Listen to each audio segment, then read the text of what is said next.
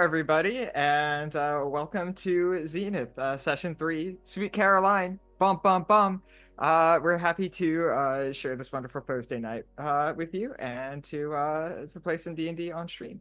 Um, we are a Dungeons & Dragons 5th edition actual play, and yeah, that's about it. That's what we are. And we're in hell tonight, and we're gonna see how that goes. So let's all quickly just run around the table, as it were, introducing ourselves and our characters, whatever we would like to say or like to withhold, and then we can hop right into some Dungeons and Dragons. But before we do that, in lieu of any sort of financial remuneration for appearing on stream, we are directing all the proceeds for the incentives in this game to the Palestine Children's Relief Fund. This is an organization that has been providing free medical care for thousands of children in Palestine yearly. They've been active since 1991, and they envision a world where all children in the Middle East have access to quality medical care and humanitarian aid. By donating, you not only get some very cool incentives in the game, which you can see from the !donate command in chat, which Seth has helpfully applied, but you can also assist in this very important and topical mission at this point in time. And so with that, a little bit about who we are. Hello, everybody. My name is Alex. I will be your GM for this evening, and I'm really excited to walk our players through and hopefully out of hell. Fun fact, hell starts now. Someone else start talking. Hello everybody. My name is Dyson Autism. I tell stories on the internet, and I am going to be playing Beseech, who is a very fragile warlock who almost died last session, but it's all good because I got some hit points back. Uh, uh,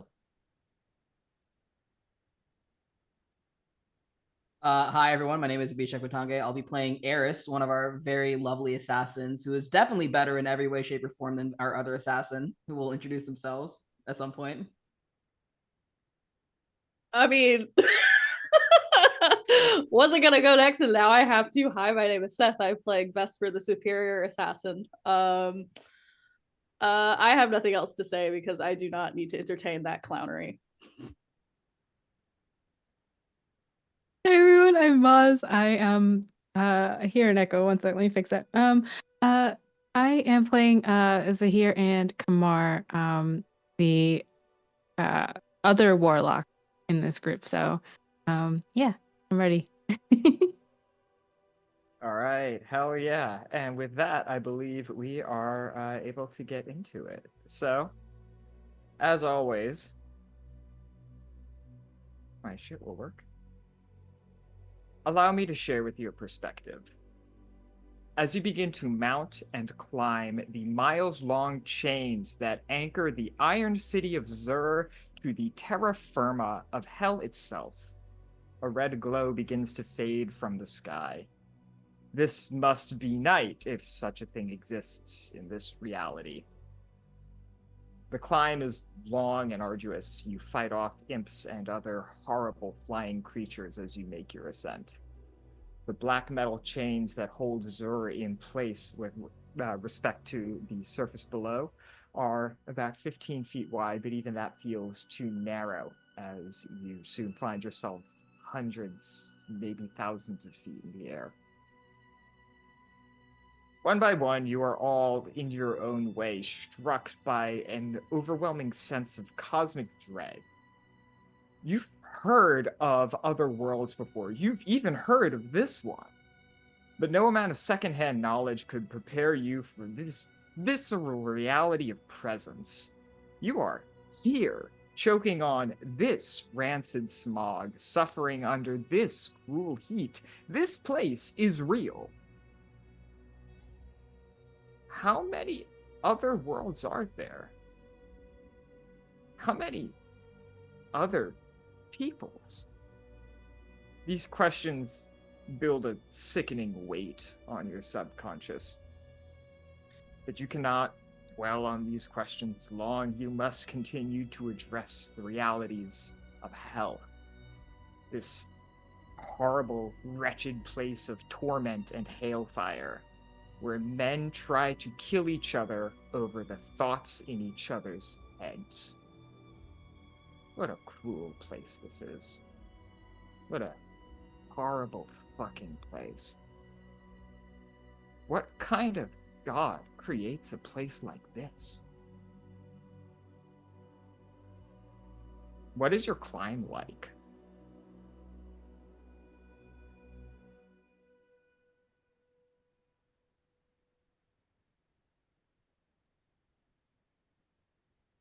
Probably like the most pathetic like rock climbing experience is just kind of like heh, heh, and then just kind of like slides down, just like heh.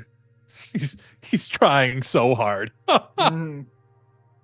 Fortunately for you, the long chains that connect Zer to the ground are longer in length than they are in height, so it's not a dreadful climb, but yeah, it's rough. I'm feeling well, the rest wasn't enough, so there's like coughing and just grasping to the side as Zahir just like, and has never climbed in his life, so he is not looking down. I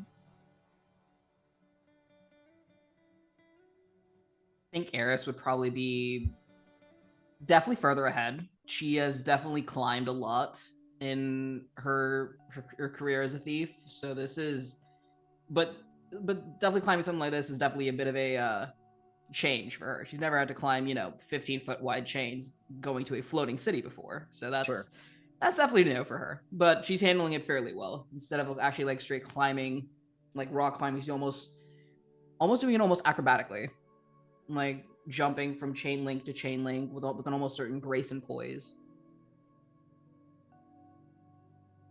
I think Vesper is executing a lot of caution on this climb. The goal is to do this job and leave. So I think that it's a matter of getting there quickly would be ideal. Since getting there quickly does not seem to be feasible, it's a matter of getting there safely. Mm-hmm. So it's maybe a little bit less confident than when he would normally scale buildings or for his work. Mm-hmm. As you begin to climb, occasionally having dialogue between each other, occasionally falling into silence to focus on the task at hand, you make perceptible progress towards this just chunk of earth, this chunk of ground that is just up in the sky for some reason. There's no perceptible kind of thrust or anything holding this thing up. And as you continue to scale this just incomprehensible situation, Father, we approach. Oh, really?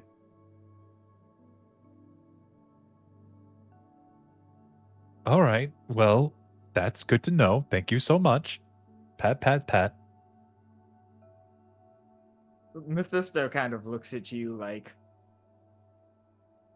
kind of like as much of a don't patronize me kind of expression as a toad can summon. It's hard to tell.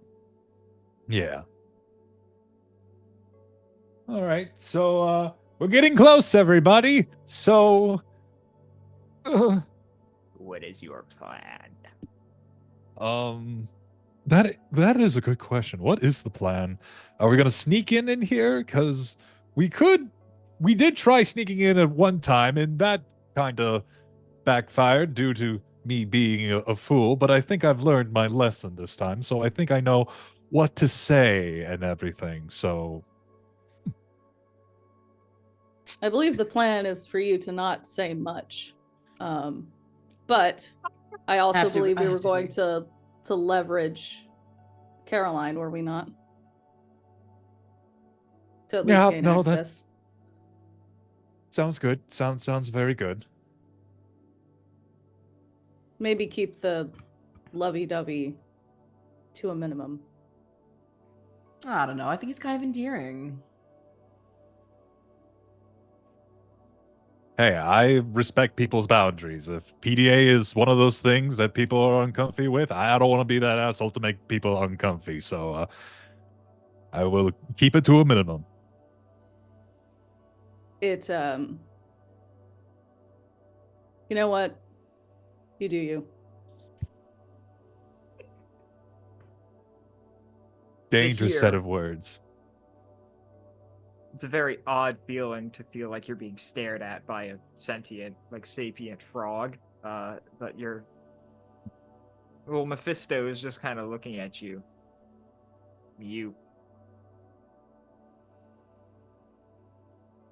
What is your plan?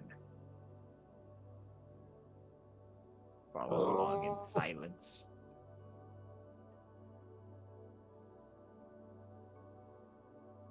Silence would be good, I think. Mm-hmm. Do you disagree, Amphibian?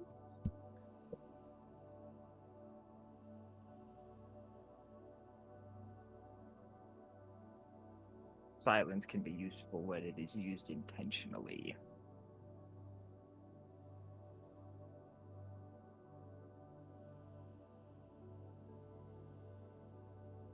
If your lack of communication stems from time needed to contemplate or prepare, that is understandable. This city, this place will kill you if you are not prepared. So I suggest you prepare. And are you going to be more helpful than cryptic warnings? What would you like to know?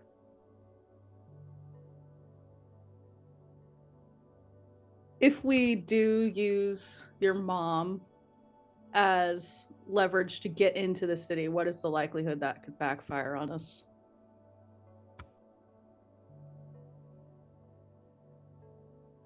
High.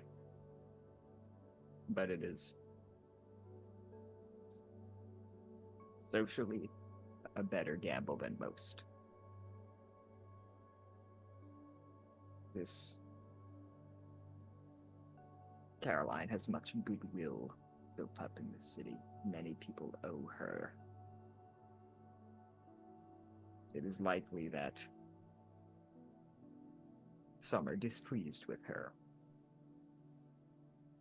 However,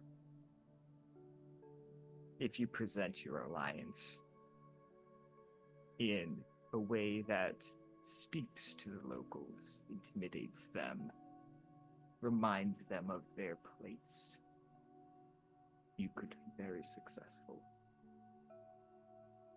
I agree with your assessment that notions of love should be kept private. What else would you like to know?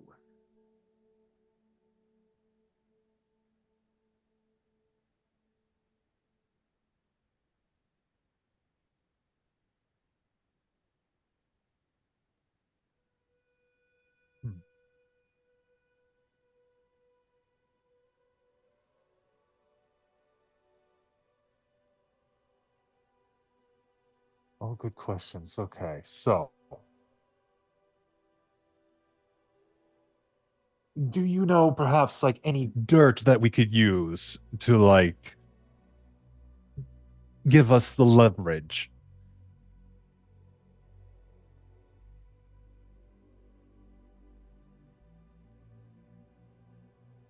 Persuasion check. All right. Go besiege. There we go. All right. Persuasion. I'm good at those. Nope. That's a 3. So that's a 6. So, There's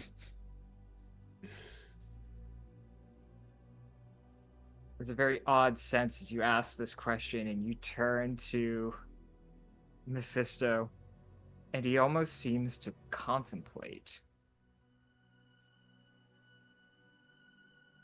before eventually kind of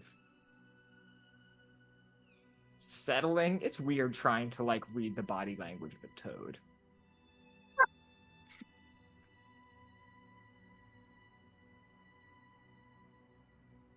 I don't believe dirt will be helping you much here. This is a rancid, wretched place. No rumors or secrets or misdeeds will be able to shake that. You are outsiders.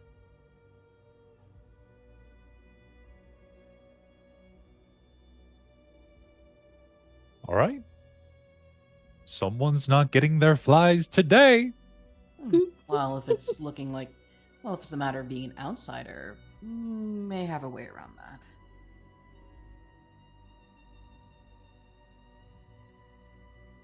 Or leave it, or at least a way to look the part, shall we say. You finally, after what feels like hours of climbing, make it from these chains to the flat, dusty, rocky ground that this city is built on.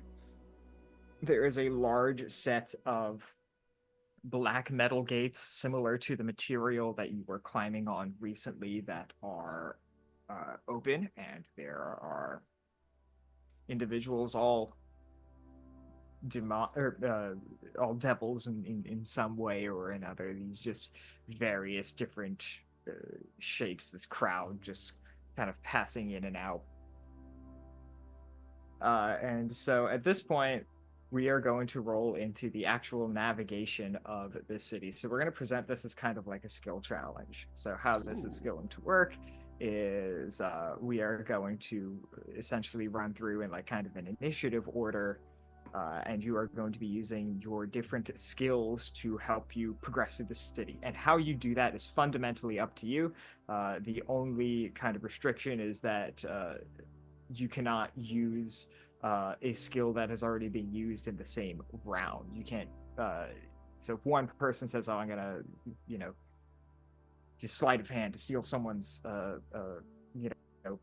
coin purse and bribe someone with that," you can't then use sleight of hand again. So with that, we can just go in whatever order y'all would like to progress in, or we could roll initiative. I'll leave that up to y'all. I like I'm roll good with initiative. initiative. Yeah, I'm good with initiative. Yeah, All that's right, fun. hell yeah! It makes Let's it roll fun. initiative, and I'll roll initiative for the environment as well.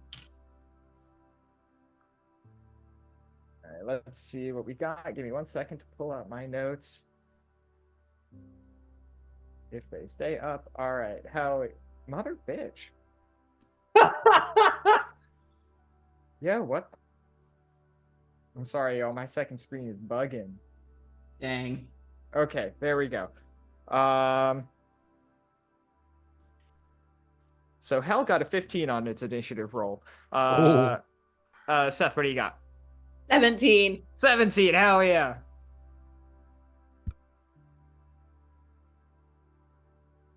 Eris also got a 15 on her initiative roll. Zahir Kamar got a 14. I got a 10. Is Beseech just like our bad rolls guy? I will probably take that crown. As of last time, like, Yeah. yeah. To be fair, Beseech has his moments. That's true. I'm a glass It's not cannon. super important, so Yeah. that's why.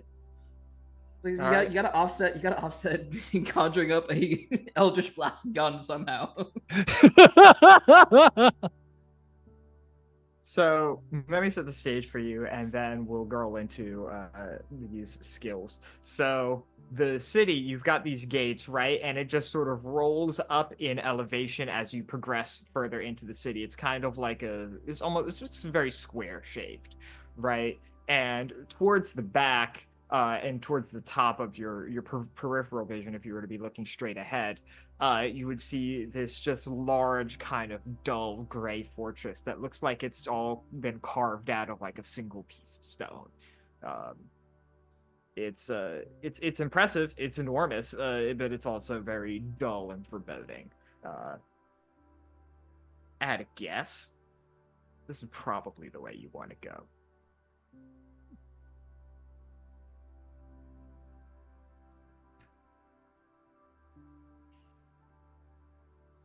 So Vesper, we are up first. How do you attempt to navigate the city? And do you stick with the group or do you split off?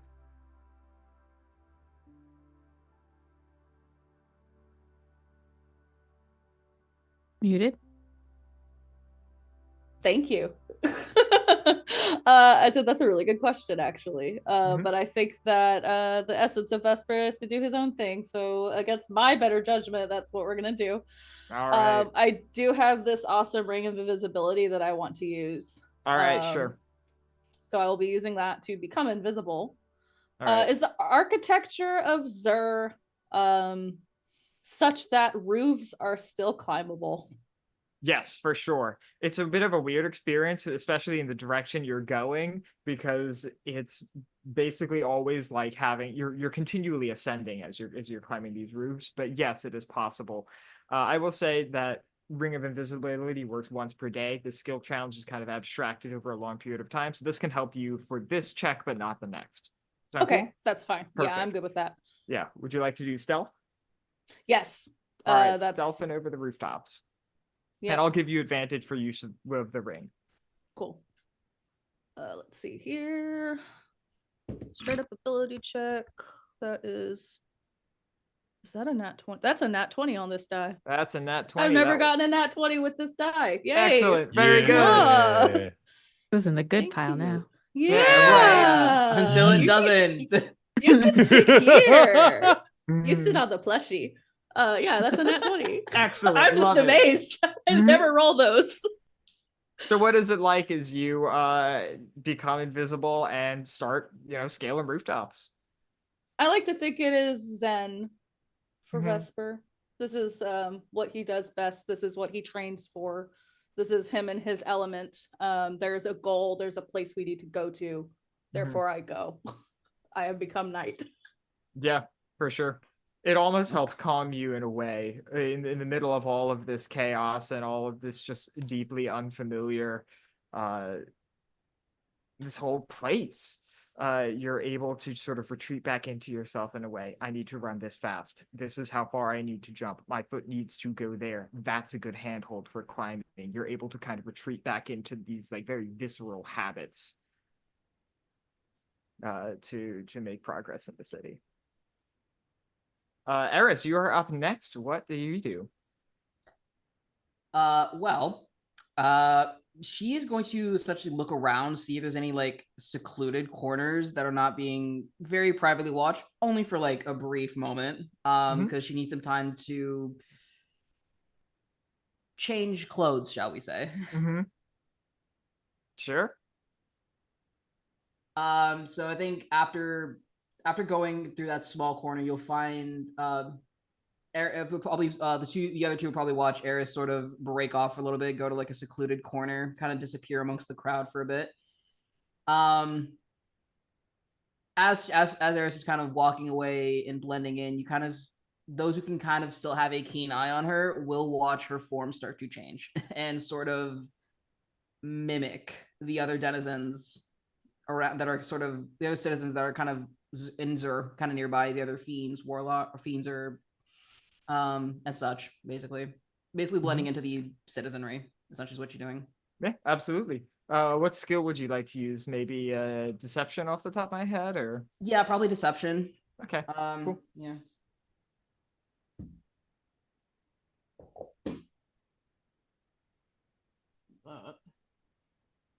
believe that is a 24. 24. Perfect. So I'll say you're able to do this. So there's like a few maybe structures outside the gates, and you adopt this personage, and you walk towards the gates. And one of the there are several like guards out here, not in any kind of like uniform but there are definitely like bruisers, for lack of a better word, big, tall, the devils who are just kind of maintaining order, or at least watching the order as it is unfolding. And a few of them like make eye contact and give you a nod as you proceed. She'll kind of nod back and just proceed in. She'll give like a slight wave back to the other two, just like good luck.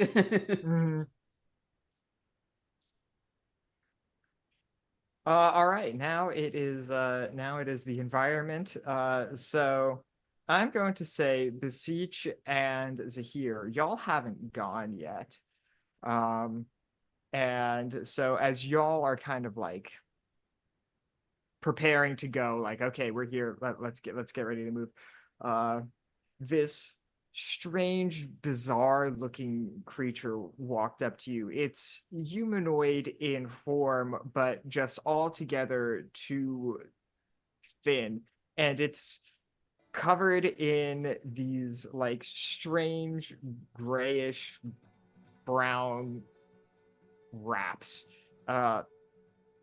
It moves oddly and stiff, like all of its joints are just kind of like they just rotate between these different like snap positions. There's no grace or fluidity to any of these movements. And as this thing just kind of hobbles over you, Beseech, you at first think it's approaching you, but it turns and stops, and it begins to look at your shoulder with its head bent at an odd angle.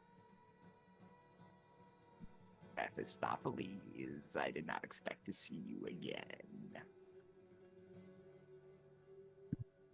No, Well, Mephisto kind of looks up at this creature. What do you want?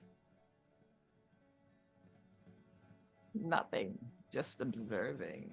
Welcome back.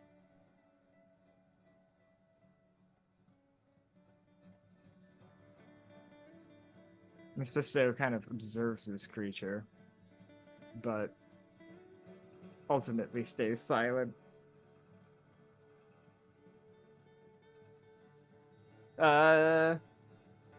Beseech, can you give me a wisdom saving throw?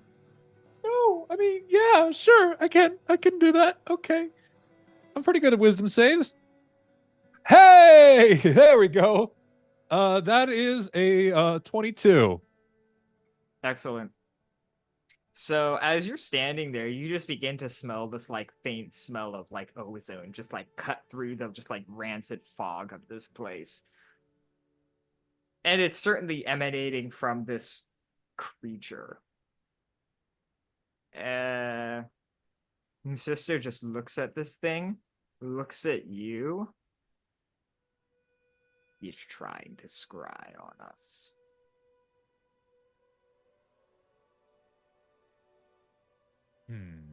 The creature makes no attempt to hide or do anything. He just continues to observe. Very perceptive.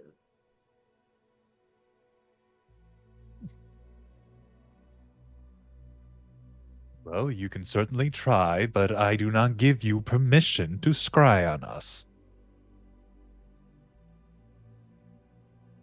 Noted. Doesn't do much of anything.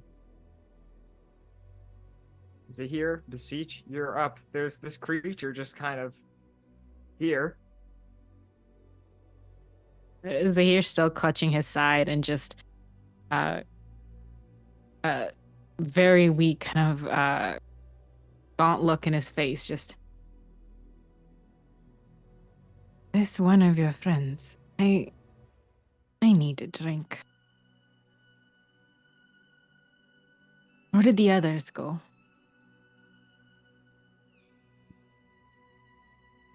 Point to the big building. Probably there. They probably have drinks.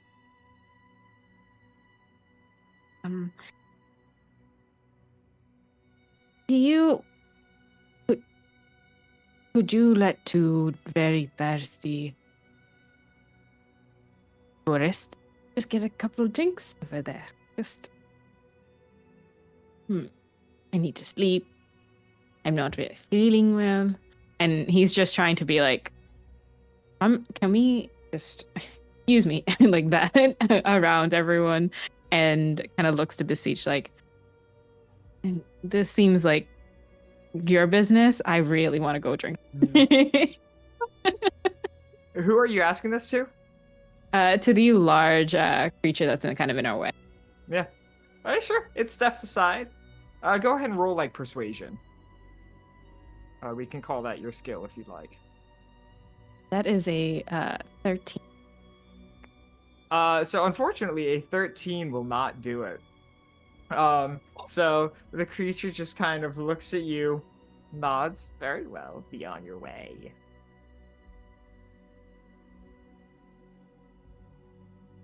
Okay. Beseech, and it just is like just watch, and then just starts like walking forward and waiting to hear like either the sounds from the amphibian or Beseech behind them as they kind of go towards the building for a drink. Mm-hmm. Sure. Well, you heard my friend.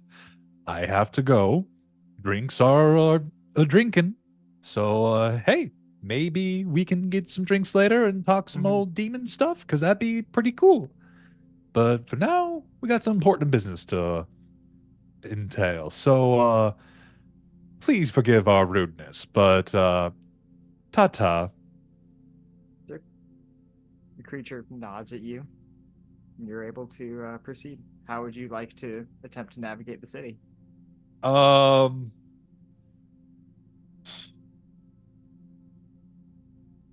Usually in a city, Zahir would want to see where the lower parts are, the people they can mess with, bargain with. There's always there for like a little deal and for a little bit of information. This seems like a scarier version of that, so they're kind of looking to Beseech as like a group, like let's plan this out together. Right. Okay. That's So here, what do you think we should do? Like, should we try to like make ourselves like the big new bosses that's coming in or stuff, or is that bringing too many eyes on us? I don't know if I can play the part. Hey, usually the one who likes to grab a coin or two for myself without people noticing. So as long as we have a couple of people who could talk, a couple of coins to spend, then we should be on our way. Yeah, we could probably find a way to bribe ourselves into it. Let's do some looking. Let's do some looking. Can I do a perception check to see if we can find some people that we can probably make some good deals with? Muted. sure, like a merchant or something like that. Yeah. Bartender. Yeah, for sure. Go ahead and roll your perception check. Okay. And there it is. All right. I'm getting a new set of dice. Okay, perception. That's a 3. Zahir would be also looking for that. They'll be looking for people he's used to.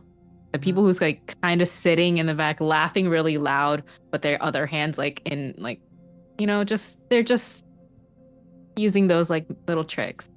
Perfect. I'll tell you what, you find a place that is exactly like that. Beseech, do you speak Infernal? Yes, I do. Perfect. Okay. Then Beseech, as you're like kind of like scanning the crowd, you see this place that it's getting a lot of traffic in and out. You notice that there are people hanging around drinking. It seems to be like a bar of some kind, if such a thing exists down here. This place is called the Butcher's Ballroom in Infernal, but Okay. yeah. As far as looking for places where you could socialize, pay for information, stuff like that, this is as good as you can see at this point. Okay. I'm gonna- Zahir makes this Go ahead. like kind of like smile, sees the bar, goes over and just like not knowing Infernal, but does like do and points to something that anything that's like fiery and just like yeah, we need to. And just looks around for someone they could like talk to, maybe ask a couple of questions. Second, my He's just winking at a couple people, just waving, being all cute. Show off that Riz, yo.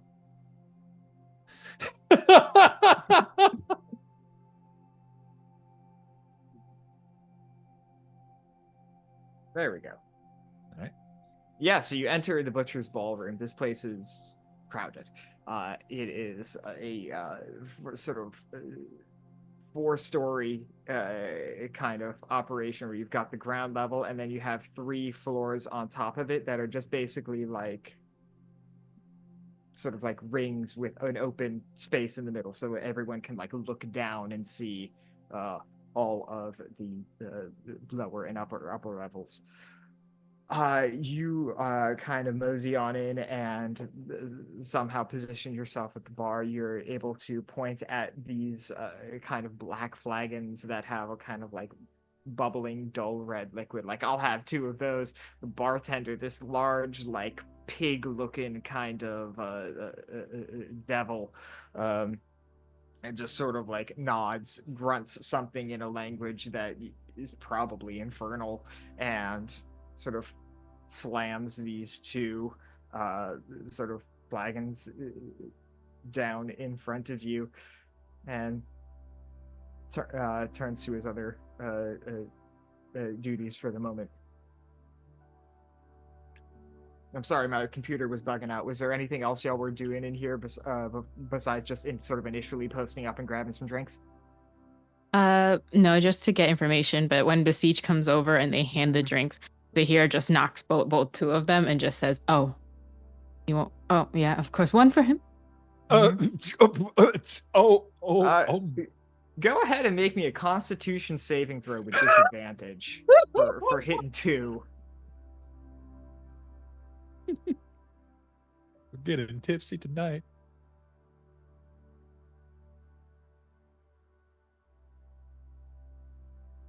Well, I got 2 16s.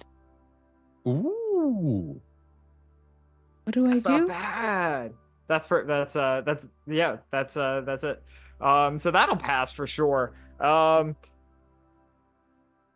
Beseech, you've heard stories of the drinks down here and of the food, and you know, Caroline has, of all the people who could be in hell, you're relatively familiar to it as much as one could be. So the fact that you see Zahir just like grab these 2 sizable flagons full of a wine that you've heard like burns through people, like you've heard this thing causing injury, you've heard this thing causing just like incredible like wrathful drunkenness, and Zahir just knocks it back and turns to you as if nothing has happened. And you're presented with one of your own.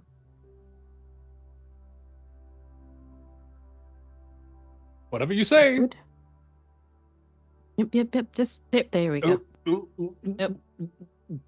Little Mephisto in the background. I like this one. Holy! That's some good infernal. Good, right? Oh, that was so good. I can. I think my tongue is now. Oh God. Ugh. Oh yeah.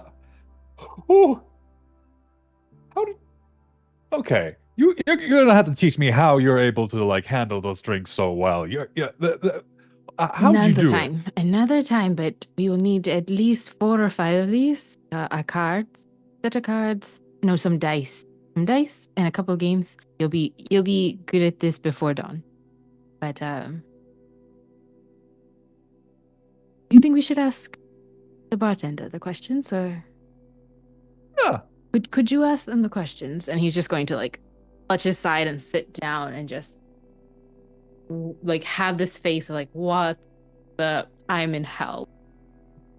Just like, great, here I am. Like at the end of a bar crawl kind of situation. Oh, I'm just gonna flag up a hand, just like, and speak in Infernal. Hey, barkeep, we got some questions for you. The barkeep kind of turns to you, gives a big, hearty, boar-like snort. What? So, me and my friend here, we were just wondering, what can a person do to get inside the big building and like what's happening there and stuff? You know? He kind of looks you up and down. Guest of the king? Suppose you just go up and tell them he invited you, unless you want to get in without an invitation. Now that you say it, we are guests of the king. I totally forgot to say that. We are such guests of the king. We are the special guests. Tell them we go way back. Way back. Way back. I guess then you just go up and tell them you're being expected. I don't rightly know how His Majesty keeps visitors. Never been up there myself. I know what they say. They need agents to make sure things get information from up there to down there. We're those agents. So, what, you come from that other place? The natural world? He almost spits the words. Natural world. Huh. I was born here. I was molded. A local Yes. home, brother. Yes, of course. We despise it. We're just trying to, like, figure out the best way to destroy it from the inside out. But can we have some drinks for the road? That'd be very appreciated. Sure, what do you want? How much gold do I have on me right now? Gonna be honest, I don't know. That's a you question. For this, I'll say I'll tell you what. As you begin to reach for your pouch to presumably pay for this, the boar guy kind of like bangs his fist on the bar, like startles everyone a little bit. Any guest of the king is a guest of mine.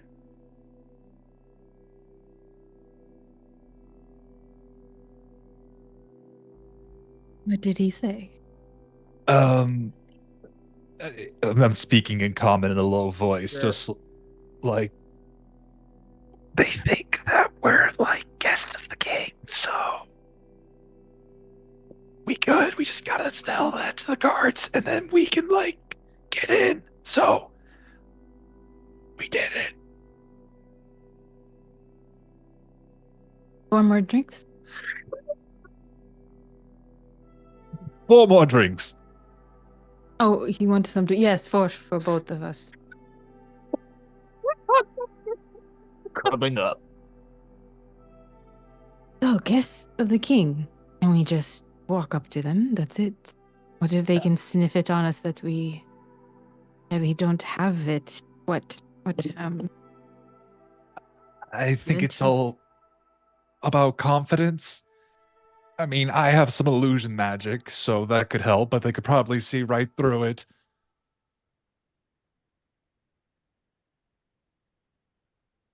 Yep, worst thing that could happen is what? They kick us out? And we have a couple of drinks. They'll call us drunken fools. We'll be good. Great. Yeah. Should we act drunk while we're there, or should we just like become drunk? That's an acting question. Are you good at acting, or do we want to? Am I good at acting? So then I'll Buddy. definitely drink. As a hero is not a good actor, so he just starts whatever one comes, he'll like clink the glasses and pretty much just wait till they're both ready to go, and let Vesper and Eris like do their thing. They're just gonna be like, okay, one down. Sure. So you are each given, per your request, 4 bottles of like dark, like pitch black, thick, goopy kind of kind of drink. Imagine like a really oily kind of matcha that's like also kind of clumpy. That's kind of the deal. It's the only thing we have for the road. This is divine. Thank you Mhm. so much. You can consume these. You can also throw them, and they do 1d6 points of fire damage. Love it. Love it. Love it. Yeah, as they hear, just kind of saw the oily lumps, and they're like, they're just gonna keep it. Yeah, sure. All right, we will now cut back up to Vesper, I believe it is your turn. So you have been running on these roofs for a while. You look around you, and splitting from the party now suddenly has begun to appear a very poor idea. You have no idea where the others are or how to get in touch with them. You are alone on a random rooftop in hell.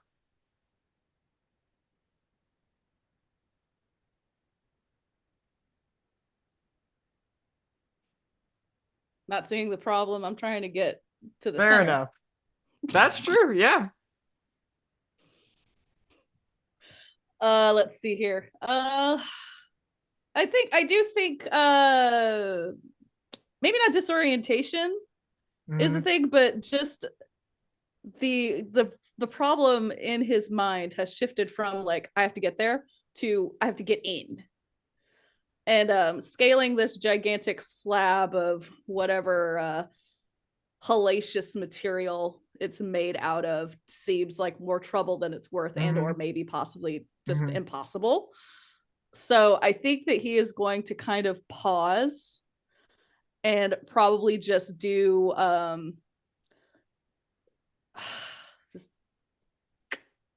I think it's just going to be a matter of sitting and watching one of the entrances to see if I can glean any information. I don't speak Infernal, but to see maybe if there's a pattern to people going in and out.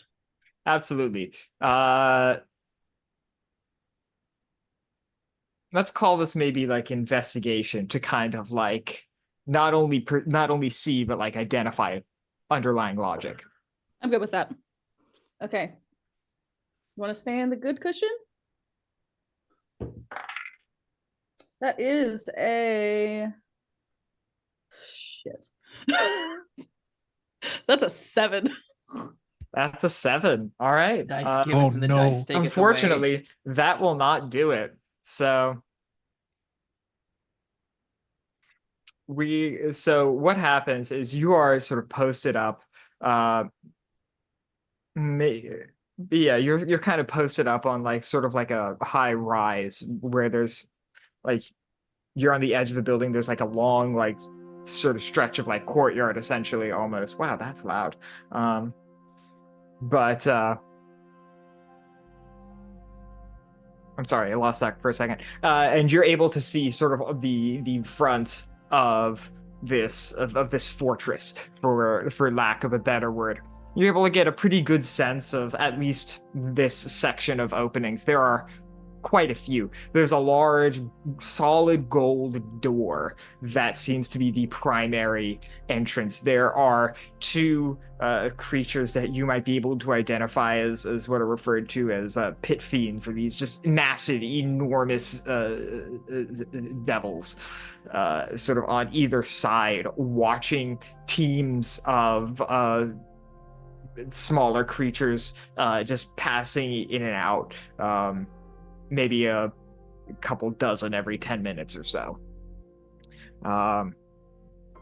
In addition to that's the main ground entrance. So that's in fact the only ground entrance. What you also see are a few little like windows or gaps in the surface, like further up. What you see there you see a lot of imps flying in and out of these. These are much smaller. It certainly doesn't look like anything, even though they have wings, like a pit fiend would not be able to fit in here. These openings are maybe a couple of feet in any given direction. Those are the primary. None of them seem to have any underlying pattern as to how they are being used, or when something enters or leaves a particular and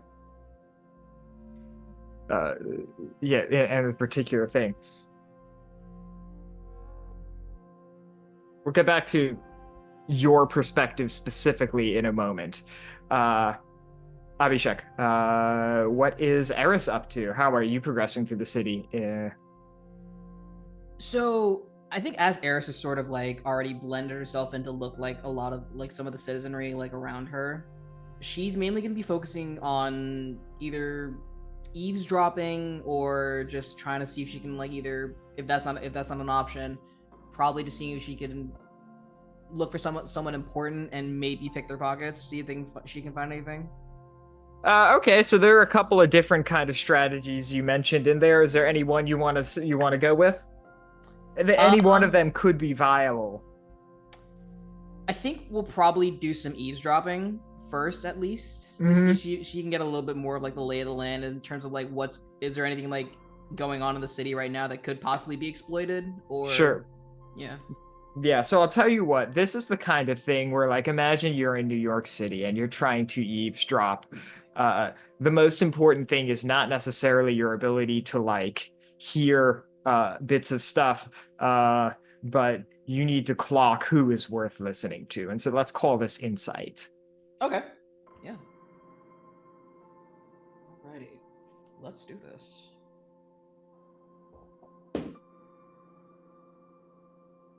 That is, if I can read the numbers on this dice, I swear to God. 21. Perfect. All right. You see these two women, for lack of perhaps a better word. This is a relatively common type of fiend you have heard of. This is a pair of succubi. They're hanging out. They're talking. And they're kind of like lying down on these little like it's like a rug on the floor with a bunch of cushions, and they're just like chilling out like on like a low rooftop, like sipping wine, eating grapes, and just having a grand old time. And one of them turns to the other. I think they actually captured Caroline. I'm not sure. She could be fooling them. Well, I think you might be overestimating Caroline. She's as fallible as the rest of us. I don't see why they couldn't have captured her. Apparently, this Magisterium is the best of the best the natural world has to offer. I suppose you're true. But Caroline's crafty. What if she's fooling them? She could be, but I don't know. I don't know if I'd count the humans out that quickly. It's possible. I'll give you that for sure.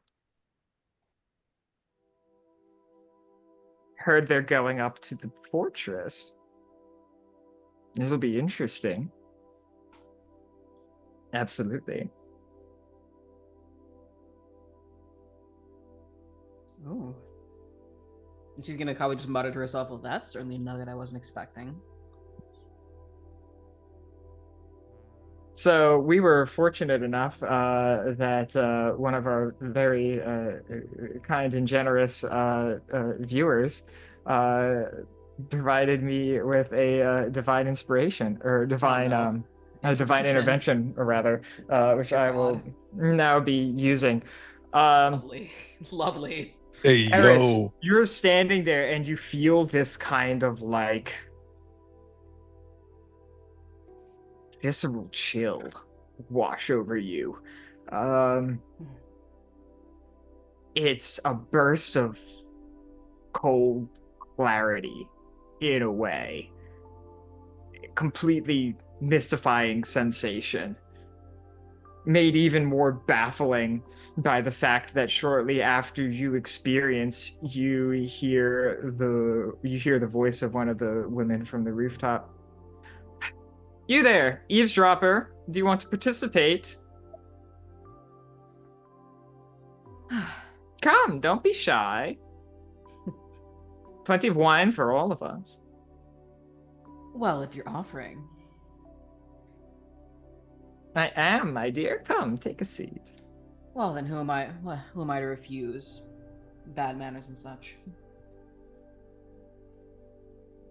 She'll go up and take a seat. Yeah, the succubi kind of like gesture. There's this enormous sort of purple and yellow rug from what you can tell in the firelight. It is quite beautiful. Almost odd that something like this was created here. It's art. You didn't know they had art in hell.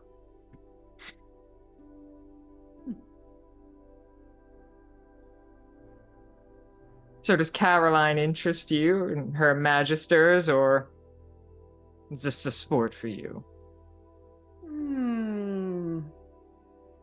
Let's say option 3 for the fun of it. Eavesdropping for the fun of it? You'd be quite surprised what you can learn. What people can just casually blab out without a care in the world. I do enjoy a good bit of people watching myself. It helps me find prey. It's quite fun.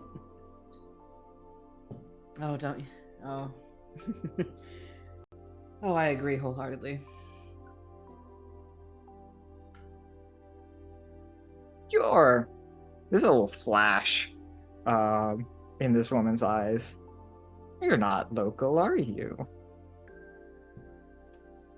You could say that.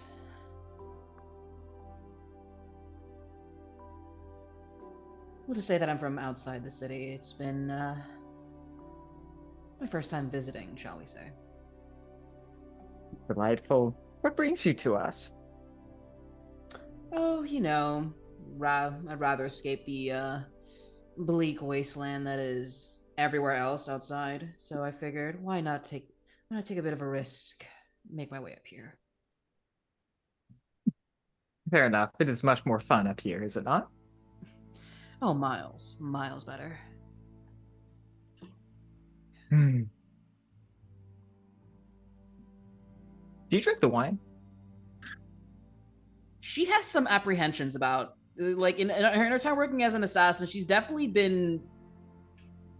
used to either poisoning wine and or food to like get rid of a target, or just poisoning it or drugging it to have some other effect. So she's going to pretend to take a sip of it.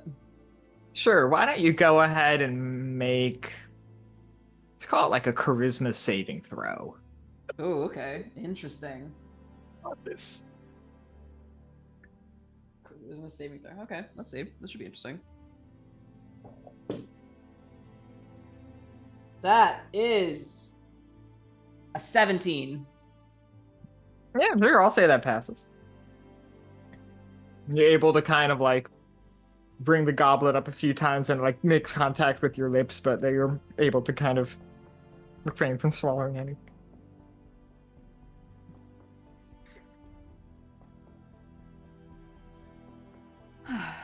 So, what about you? What about Caroline interests you? And she's gonna ask that question to both of them. The one who you had previously been speaking with. This beautiful but ethereal and utterly, or in the end, alien kind of creature. She's wearing what I suppose could be described as like a long, sort of flowing black dress with like spots for these like enormous, like red leathery wings. A short pair of horns kind of peeks out from under her black hair, and she looks at you with these yellow eyes and slitted pupils. Well, I suppose I'm just interested in the city. Caroline used to be one of us, so what happens to her is, I don't know. Maybe it's nothing more than a curiosity. You don't say. Yeah. The other one, who has sort of a long red hair tied back and is wearing a similar, again, kind of dress. It's like a deep blue-green with gold embroidery. Also kind of nods. And it's not every day we get so many outsiders. Your magisterium are imposing guests.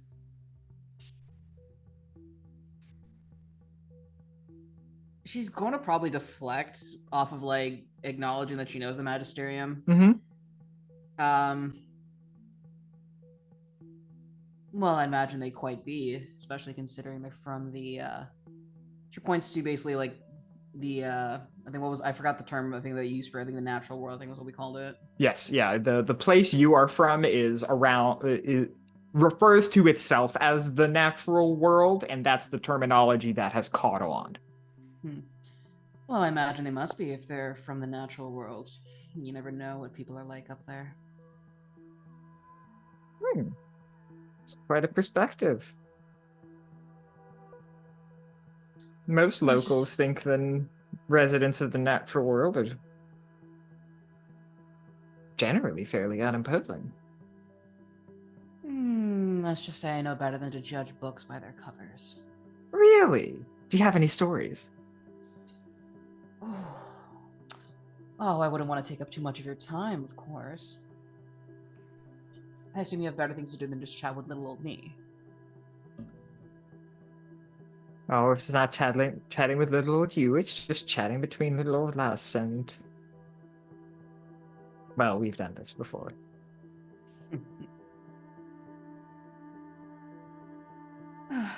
Well, let's see.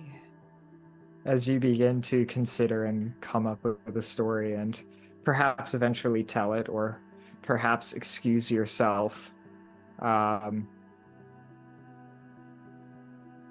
we will cut back to Eris, or not Eris, you're fucking Eris. We'll cut back to Zahir and Beseech.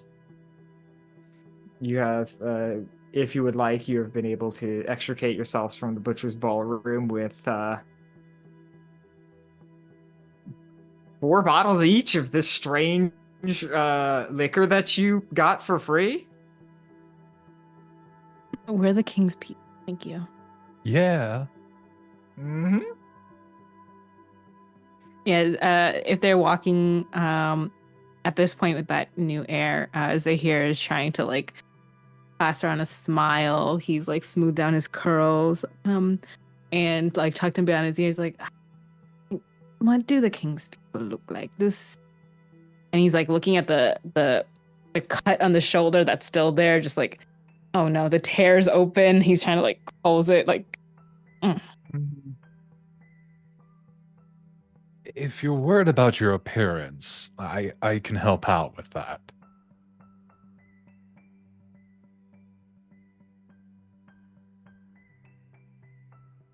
Tell me more. Well, I have this spell called Silent Image. I don't know if it can like walk with you and everything, but it can only last about 10 minutes. So as soon as we pass through the guards and make ourselves look good, I can drop it, and then we can do what we have to do. Oh. If you are, is it good at this as you are acting, then I'm happy to play the part. So he kind of gives you a wink and just puts his hands together, shakes everything out, and just winces for a bit. But he's like, okay, it's okay, and then goes straight to with the besiege, like to where the guards are. All right. So before this happens, as you are sort of like progressing through these narrow, densely packed streets, you're kind of weaving through what seem to you is just buildings that are just placed completely randomly. You will be walking in one direction for a little bit on what seems like a main thoroughfare, and then all of a sudden, bam, there's just a fucking structure just like there. In the middle of what appears to be a walkway, and so you've got to kind of navigate around this thing. Mhm. As you're going, it doesn't strike you that the crowd is thinning around you greatly until it is almost too late. You continue to walk, and you soon find yourself sort of blocked from proceeding up this set of stairs more towards the fortress on top by this gaggle of imps, and they're all sort of perched and looking at you expectantly. Yes, you there. We are guests of the king. He's expecting us. Expecting you, maybe, but not your friend, not the toad. Give us Mephistopheles and we'd let you pass. We're a package deal. I go with him, he goes with me. So you're going to have to deal with that. Don't think so. Oh, I think so. Because you want to know a little something.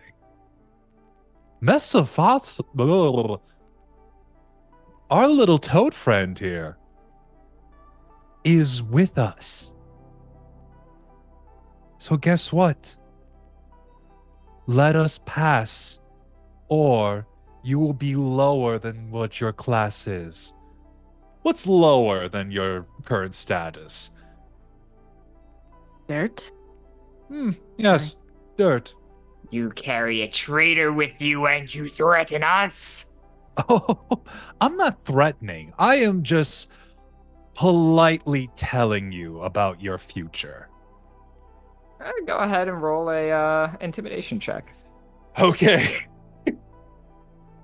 All right, here we go. Please roll well. Okay. All right. 14. 14?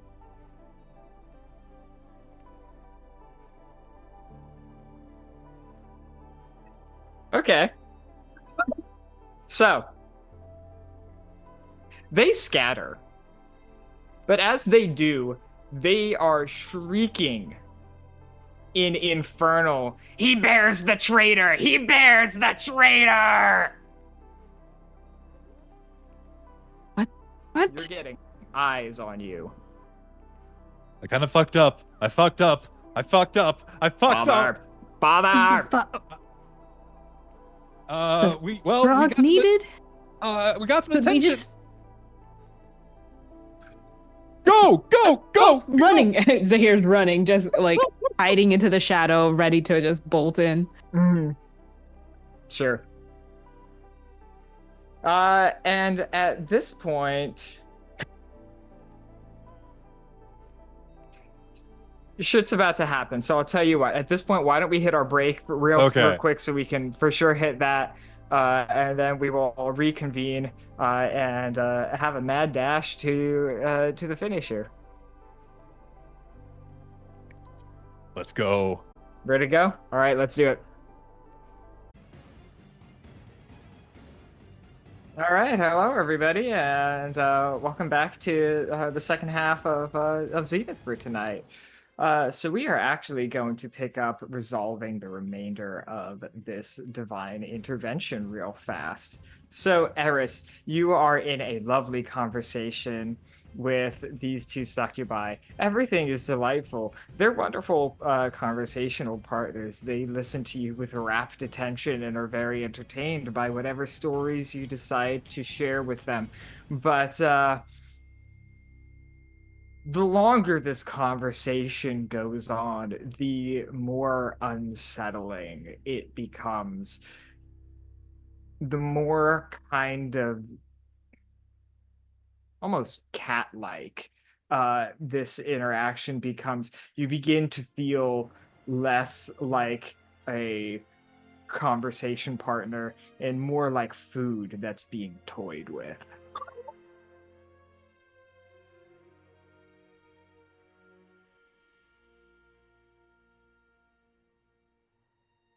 I think sort of getting that vibe, like, okay, this is, yeah, if I'm just gonna be prey for them, I think it's time for me to make a grand escape. Basically, just that's her cue to basically get the fuck out because she's not about to be preyed upon by succubi tonight. Sure. As you begin to stand up from sort of reclining with them on this beautiful rug, hand reaches out and grasps your wrist. It is an iron firm grip. Where are you going, love? We were having so much fun. I know we were, but I've got things to do. Places to be, people to see.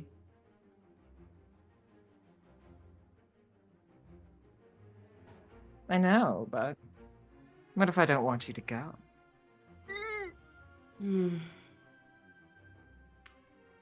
Tough.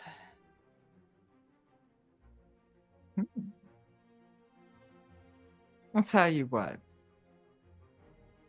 How would you like to make a deal? Cocks an eyebrow. Explain. My friend Arilu and I are bored.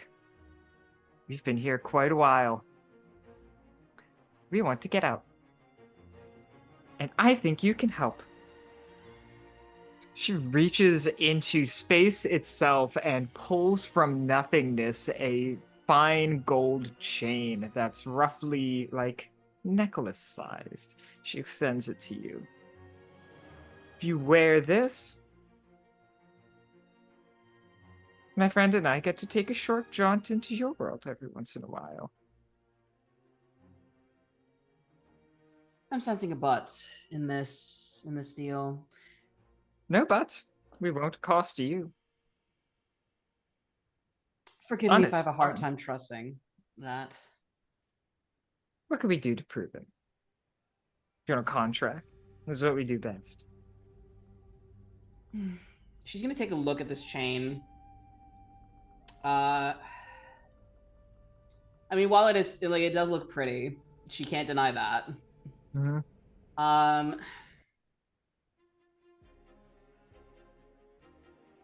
know what? I'm gonna make things a little bit spicy today. I'm gonna give myself a fate roll. Yeah. And I will also say the sort of underlying premise of this conversation is that if you don't do this, they might they might try and kill you, or that's kind of the deal.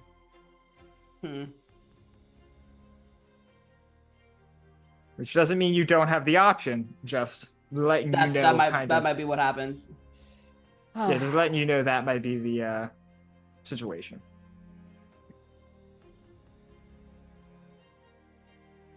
Alright, so let's do this fate roll. Ooh, I like this fate roll. I like it already.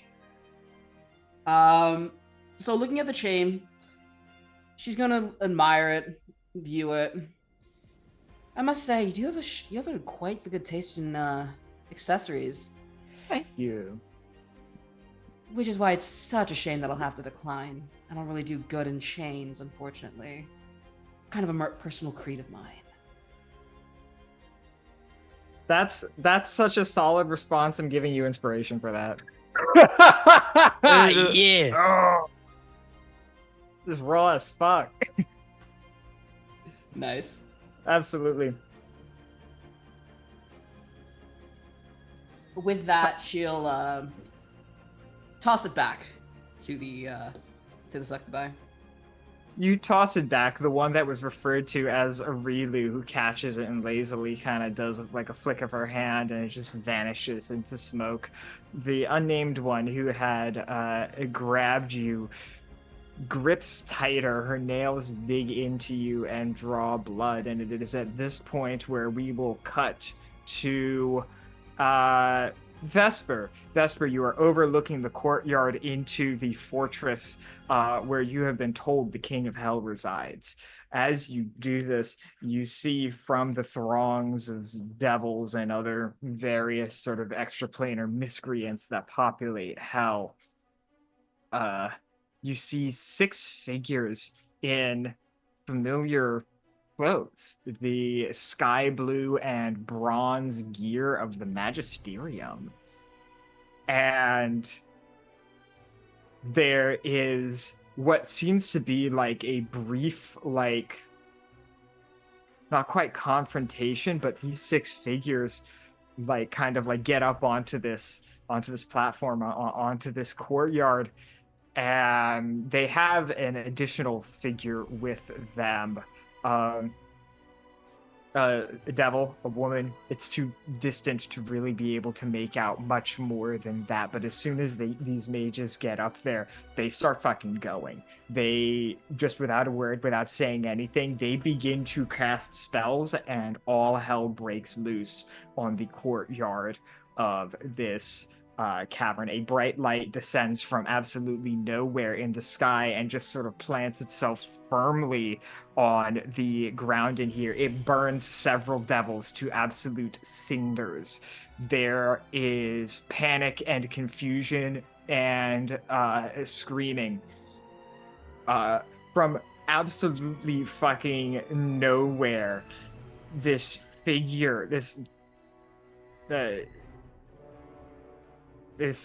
dragon swoops in from the sky, draws a claw down, grabs one of the pit fiends by like the chest, and just takes off with it.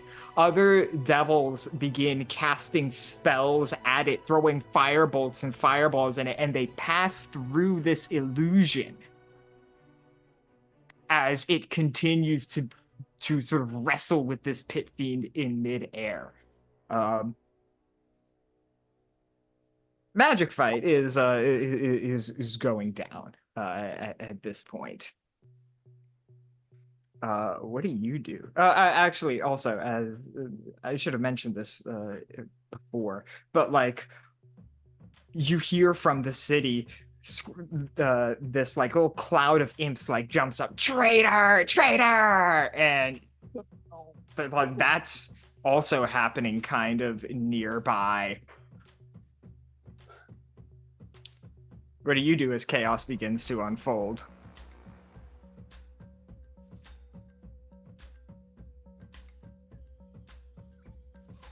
Chaos sounds like perfect cover for infiltration. Mm-hmm. So I will be making my way into one of those upper windows. All right, sure thing. And I'm just gonna stealth roll. Yeah. What is your goal when trying to get into the windows? Because I suppose I should actually mention that, like, the devil woman yeah, I will say that the devil woman you see down in the courtyard and shit is Caroline, is the person you were sensibly supposed to find. Okay. Would Vesper recognize her?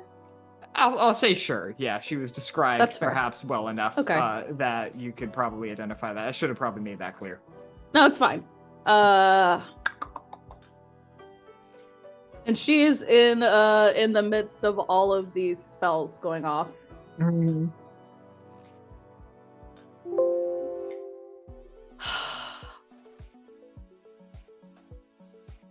This music is more chill than I thought it would be. Okay, I need it to think. Shit, y'all.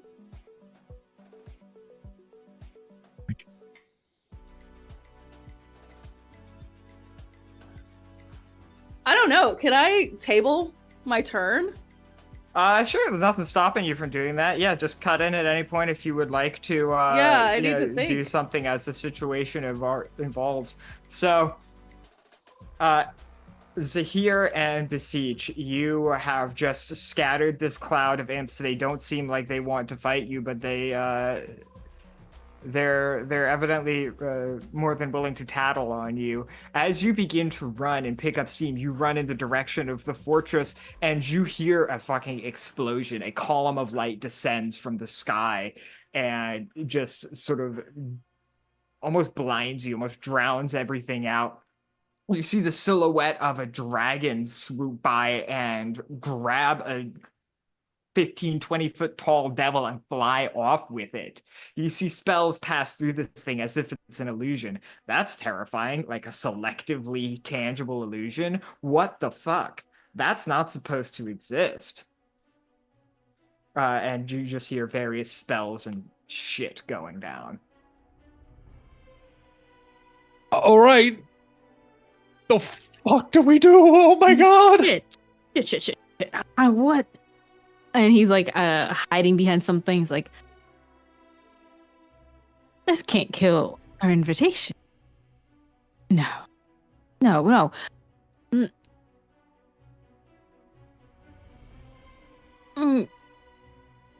But wait, if we hide in the castle.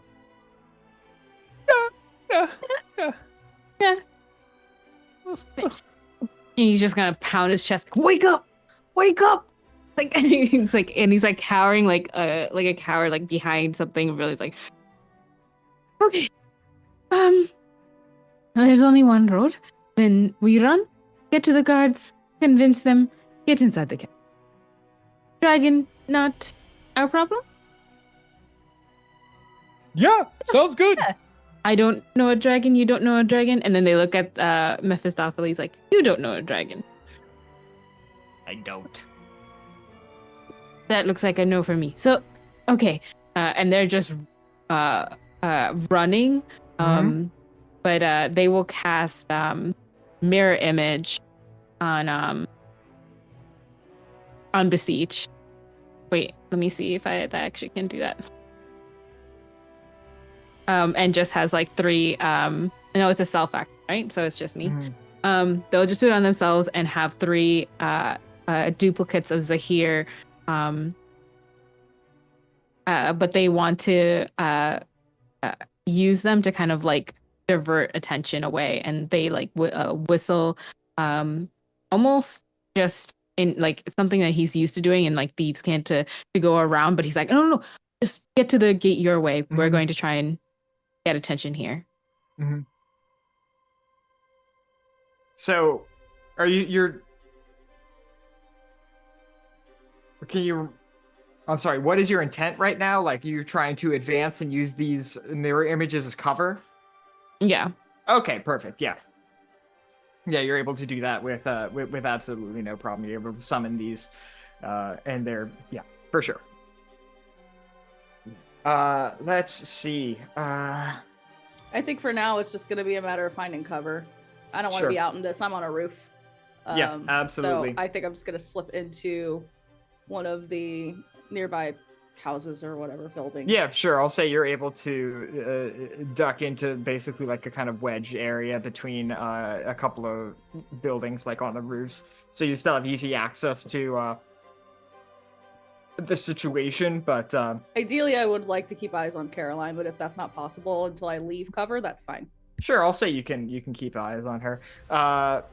Beseech and Zahir, I will say you are able to progress up these stairs. Zahir, your cover is largely pretty effective. You don't feel like anybody notices you as an individual very much. Certainly not as compared to like no one's looking at you any more than your duplicates. So yeah, it seems to be largely a pretty effective strategy at drawing attention away from your sort of physical body.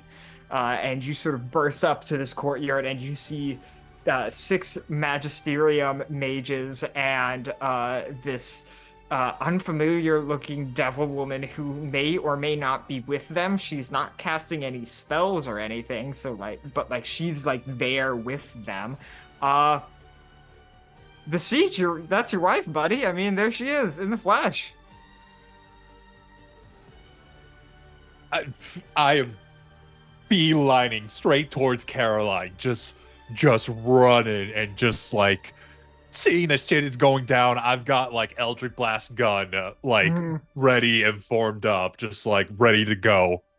As Beseech charges through the center of this courtyard, the only thing you can, for the most part, hear is the sound of spells and screams and violence and destruction. But through it all, you hear, "Mother!"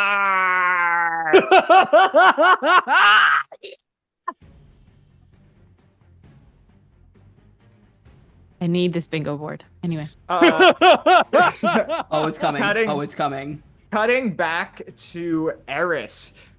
So the iron firm grip is like grasping into, and these 2 succubi begin to like stand up. And as this happens, as the situation is clearly evolving into what was probably going to be some violence, there's an explosion from somewhere in the upper city. There's a fucking dragon. Everything devolves into pure chaos and confusion. The succubi both like look at each other, then look at you and just toss you. The one who did not give you her name sort of pulls her arm back and reconjures that little golden bit of chain, except this time as like almost like a little dart.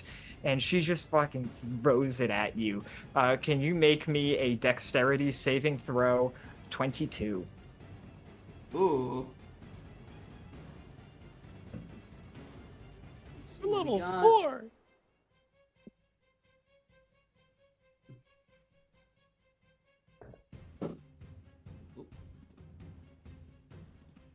Said 22? 22. The DC?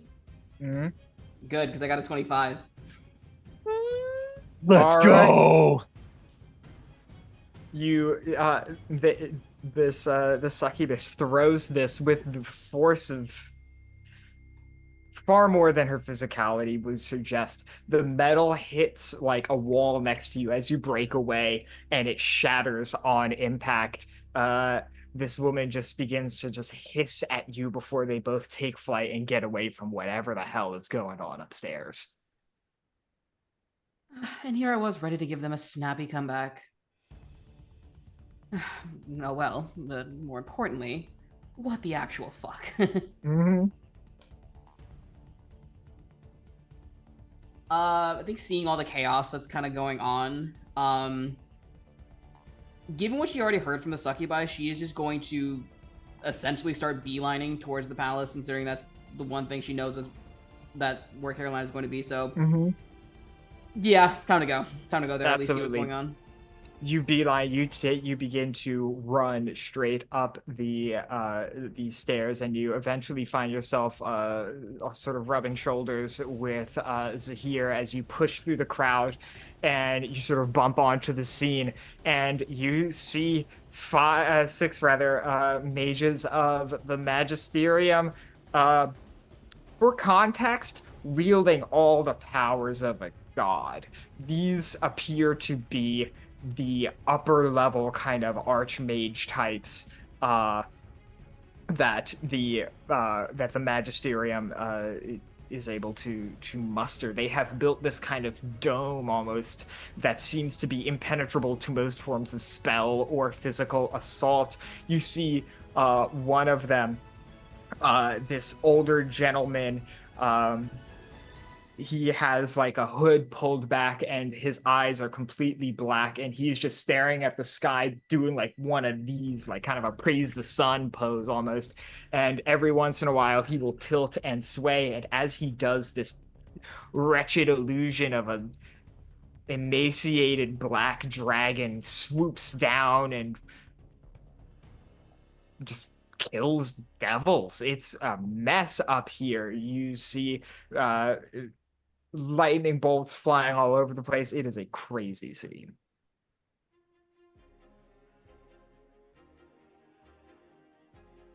So now that y'all have reunited, what's the move up here in the chaos? They just looked at Vesper and was like, "Oh, good of you to join us. What in the actual shit is going on? Also, Yeah, who you is guys- that?" And then they're pointing to Caroline, not knowing like what's going on. I think in the middle of the chaos, I think Eris is going to take an action to shift back to her normal form. Sure. We're not quite yeah. in initiative right now. I'm not really tracking actions. It's very much Yeah. kind of like overall vibes. In the acting chaos, I think, yeah. she's making her way and reuniting, she'll probably shift back to her normal form. But yeah, seeing Zahir point out, like, that is our target. Hearing the word target, you see just ripples of white like coming up, wrapping around, and he just goes like, "Wait, whoa, whoa, whoa," and then just like wraps all around before the two arms of Kamar just, "Okay, that was a good nap." Oh, welcome back. All right. Also, everyone, this is Caroline. This is my partner. Oh, that one we don't fight. Oh, Yes, we don't. Please do not fight Caroline. Please. She will wreck you. You did. muted. As this devil woman who is in the presence of the magisters turns around and sees you, her face like just kind of like, it was like a very tense kind of like, you know, kind of like, oh my god, fighting kind of face. It had just like, it all just kind of relaxes and it goes shocked as she turns to see Beseech. What are you doing here? And she runs over to you and embraces you in a big spinning hug in the middle of all of this shit. Whee! Hi, honey. Well, I heard that you might have been in trouble, so we just wanted to make sure. Are you safe? Are you good? Or whose ass are we gonna kick? Because We have got to go. Okay, let's fucking go, team. Let's fucking go. All right. So before you go, I'm going to roll something real quick. Oh no.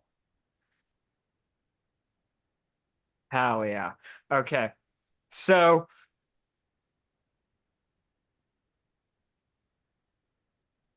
okay, yeah. So this is what's going to happen.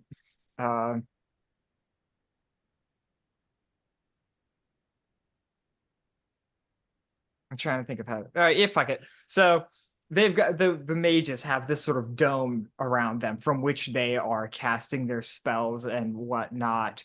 Caroline sort of sets you down, Beseech, in like one moment. She turns around and runs at this dome, falls into something like a baseball slide almost, feet first, and just through magic, through fucking something, just slides through the ground and pops up from within them.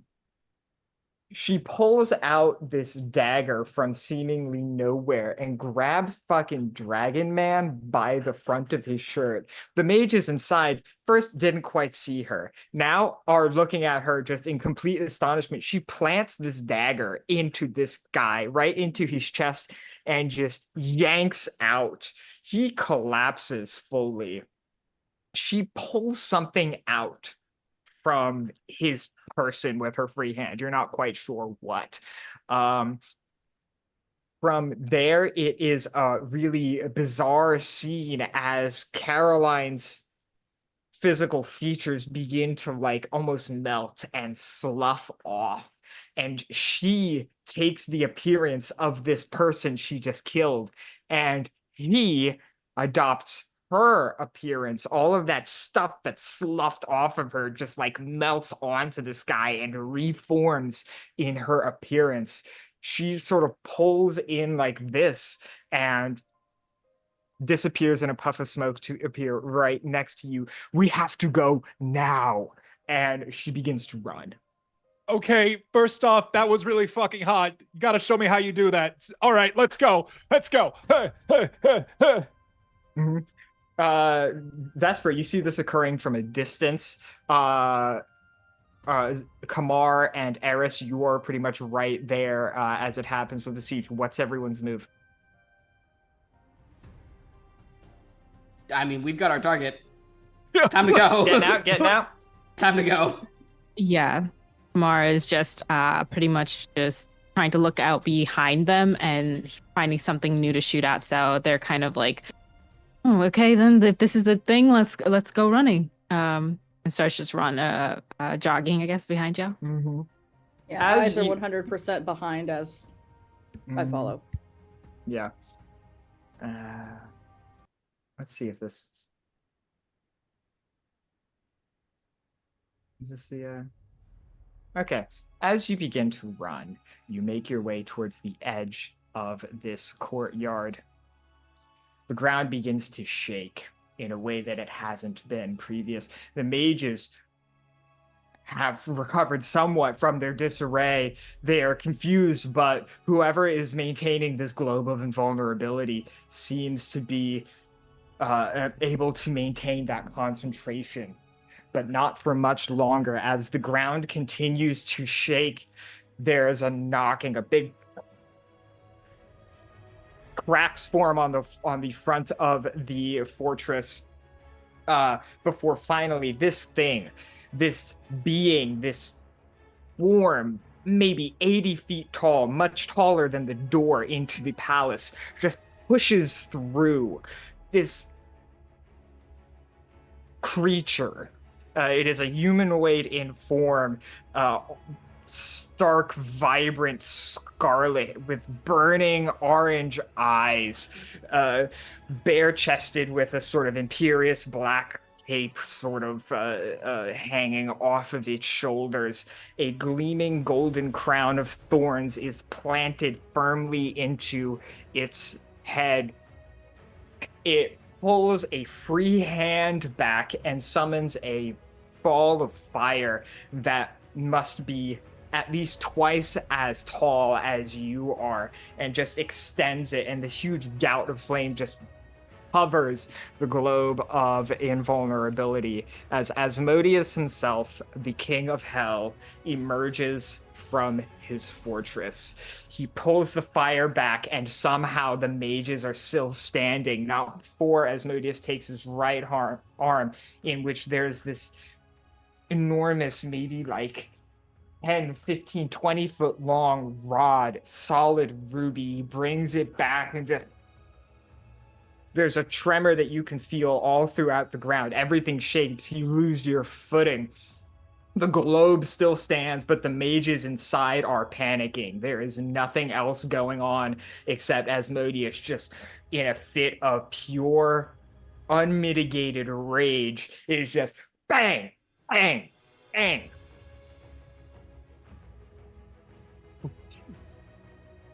Oh, jeez. In Infernal, he's sort of like smacks this thing one more time, and you almost hear it cracking. You fucking dare!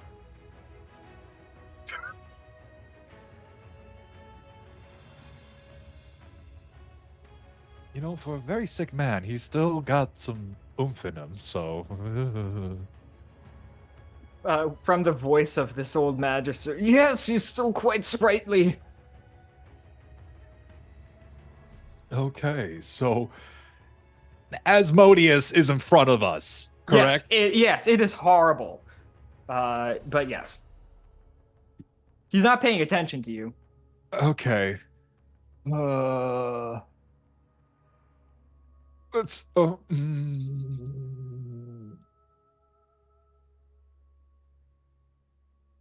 What's going through your mind right now? Vesper has caught up to the group, I think, and just sees Beseech thinking and wants to stop that because we need to move. It's not the time to make my move, so I am going to play it smart.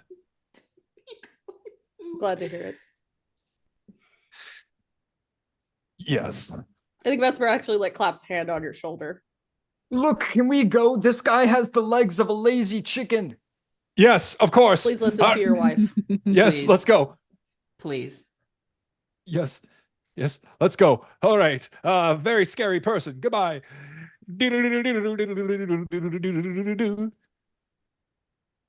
Yeah. So as you begin to make your escape, you see again this cloud of imps sort of attempt to descend upon you. He is the traitor! Oh! No, I don't. I am an innocent tiefling. Fuck you. You blew Fisty's cover? Okay, first off, Fisty blew his own cover. I didn't do shit. Somehow I don't believe that. What do y'all do to prepare as these imps attempt to descend upon you? For the most part, the city is still kind of in chaos, although it definitely seems to be a little more controlled, given that Asmodeus himself is now attempting to deal with the scenario and the dragon is gone. Things are stabilizing to an extent. I think I will, if we're still in the city proper. Yeah, you're making your way outskirts, out. maybe. You're almost there. Yeah. Okay. I think looking ahead, seeing like this cloud of imps beginning to descend, Vesper is just going to duck into the nearest house for cover. Duck into the nearest structure for cover? Sure, absolutely. Yeah, Do you bring I anyone else assume. with you, or No, do you that's y'all's problem. Good luck. Okay. All right, sure. So you're running. The Vesper is there 1 minute, and he is gone the next. All right. Balls. Okay. I am going to cast I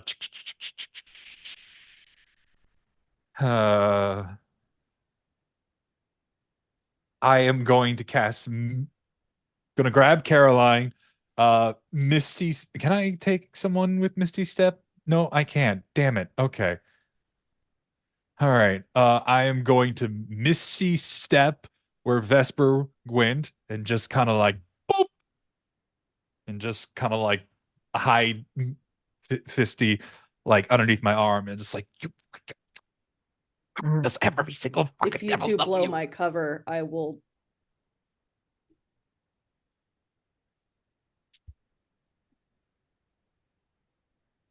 All right. So, Eris, Kamar, you are Vesper and Beseech were there. Now they're not. You're just standing there with this old man who you know is Caroline in some dead dude's body. Where the hell did they go? Oh my god. I think Eris will grab Caroline and then I think thinking along a similar in like a similar term, like plane of thinking as Vesper probably was, most likely try and find another covered area to try and like hide. Sure. Okay. So okay, gotcha. Yeah, you were able to duck in. Yeah. Oh, Kamar was like ready to just unleash, and they just see people disappearing. They're like, "We play the hiding game." Ah. How many imps are we talking about here that are about to descend? Maybe 3 to 5. Depends on how many you kill by the time they get there. It's aren't exactly hardy creatures. They kind of look to Besiege like, how quickly can you get your wife out of here? Because he's gonna try and do this and then run for the hills. We could try. Misty, can you make like a portal or something? What was that? Misty, can you like make a portal or anything to get us the fuck out of here? Tell you what, I will expend my my No. second divine intervention. Oh no! Oh no. This saves my life too, so I will do it. Ooh, a portal. Not quite. Oh. Little Mephisto kind of like closes his eyes and draws into himself. And the scent of ozone begins to build up from seemingly nowhere. And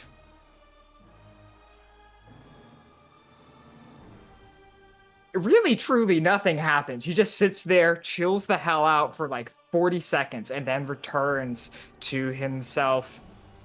I called it a favor. Help is coming. From where you are, go ahead. Cool. Good. What is this favor? What? From where you are, you hear the sound of enormous wing beats. The sound of the black dragon, the illusion created by these magisters, was quite loud. This is bigger. You are sort of posted up in these various different hiding spots, and you hear these as this enormous 5-headed dragon lands in the middle of the square, essentially, that you are at, sort of at the gates into the Iron City of Zur. Tiamat sort of puts her head all around and sort of like posts up, kind of looking for each one of you. Caroline, in this old magister's body, oh, I'm so glad to see you, and begins like climbing.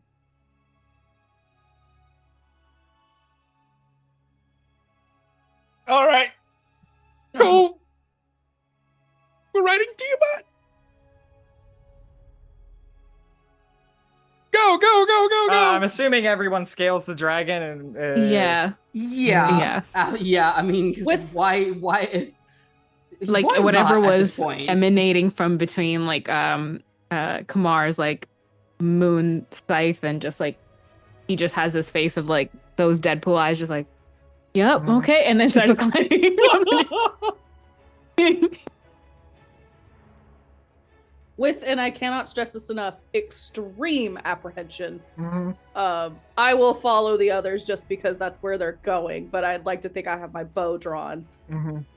Sure, yeah.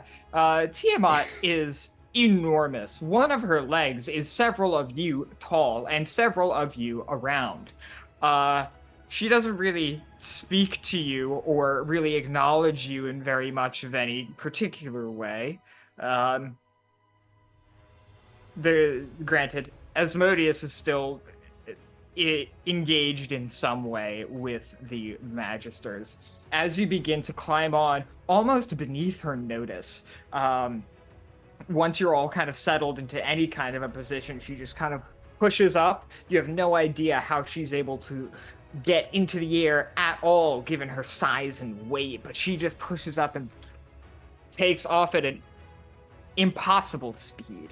She goes straight up around this sort of column of light that the Magisters had called down. She gives a final sort of loop around the city, during which point you see Asmodeus bring up his ruby rod one more time to attempt to shatter this globe of invulnerability before it just disappears along with seemingly the Magisters inside.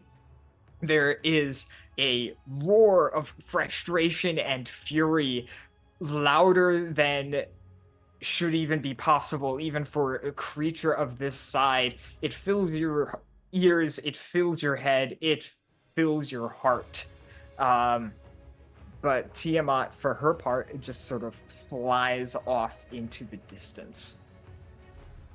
Kamar is just holding on to one, just, oh, beautiful beastie, that's what you are. Just like, and does not fully understand what or who they are, but just completely enamored by this. Like, the beam of light, everything. He just, like, whole wide eyes just seeing this. Yeah. Where is she taking us, Frog?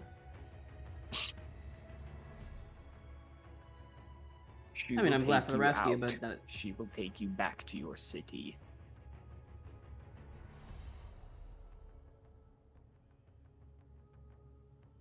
Good to hear. Wow.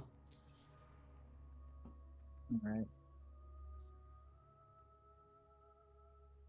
This siege just kind of like crumples and just like rests his head on Caroline's shoulder and just Yeah. like,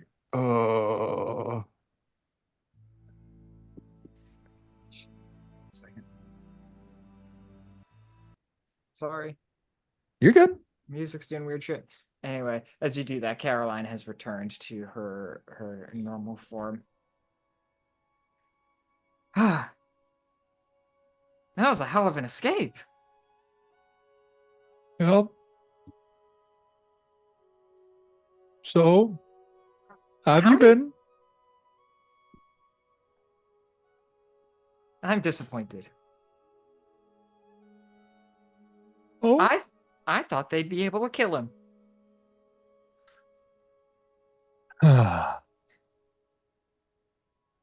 well, we can plan a real assassination another time.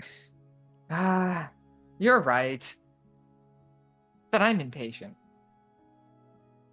I know, my dear. I will be patient for us.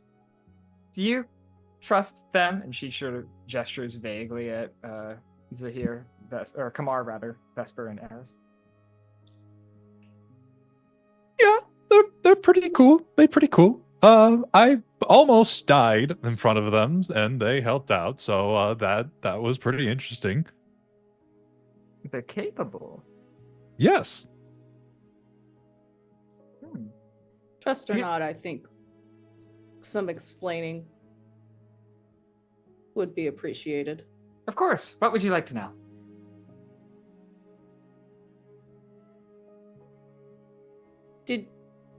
Did you hire the Magisterium for this? What happened? Why were you? We were led to believe you were taken.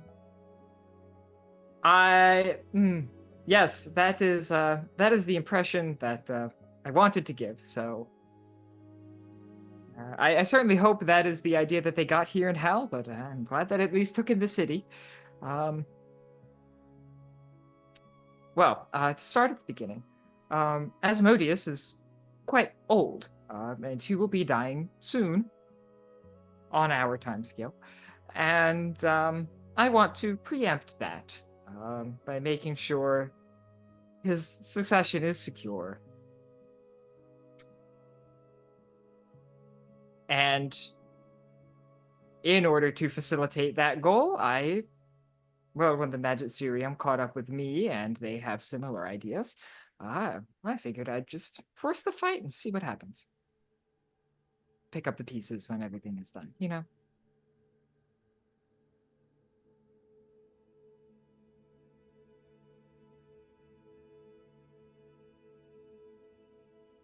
That is why I love you, my dear.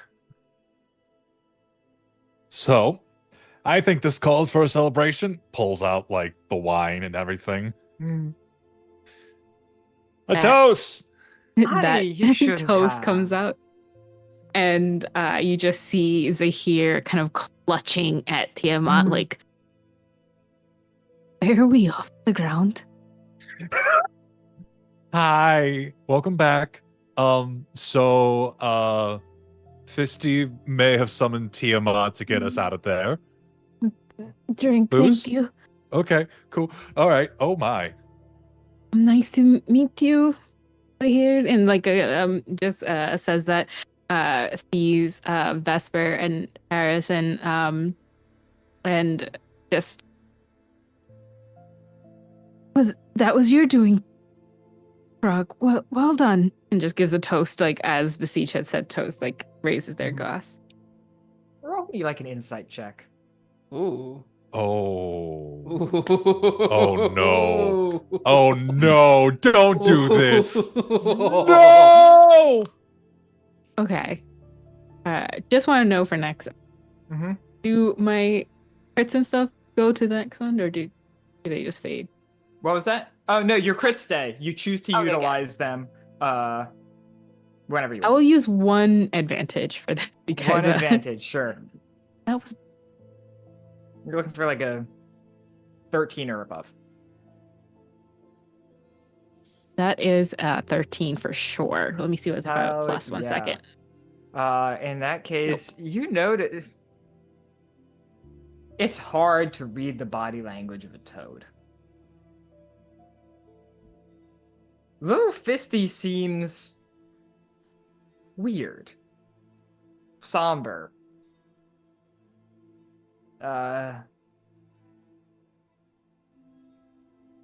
Thinking maybe. His attention is not directed towards you. So when you say good job, he just kind of absently flicks his eyes in your direction, but Zahir kind of like laughs very awkwardly. When he takes a drink, he does this like eye to the side, registering it as he finishes. All right. Here's what happens as you leave hell. Tiamat flies for maybe 20, 30 minutes. It's relaxing. It's beautiful in its way. Hell is ugly, barren, inhospitable, and none of that changes from an aerial perspective. But it's striking in its way. You pass by fissures that would dwarf the Grand Canyon. You see mountains and active volcanoes and features of earth and sky that are to some extent incomprehensible to you, but still compelling in their own twisted way. Tiamat lands at what is kind of like a gnarled tree. She allows you all to step down. And as she does, she kind of curls into herself, and you watch in awe as this enormous creature that must be 300 feet tall. This thing is Godzilla sized. Just compresses and dwindles down to the body of a human. She has very pale skin, a shock of red hair, one black eye, one green, and this sort of like bluish tint across her lips, and these sort of pointed canine teeth. And she sort of looks around, arms crossed. Did you all enjoy your flight?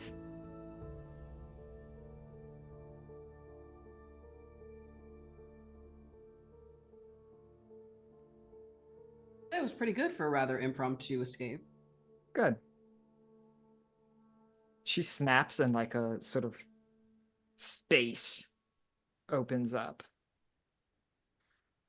A little tear in reality. The other side is familiar to you. It's Zenith. It's home. The smells, the sights, the sounds of a city on a cold, clear day peek through this rift in reality as Tiamat sort of locks eyes with Mephisto. I kept up my end of the bargain, Mephistopheles. Now it's your turn. Unceremoniously, Beseech, she walks right up to you, plucks Mephisto from your shoulder, and bites him in half. No! Of all the outcomes.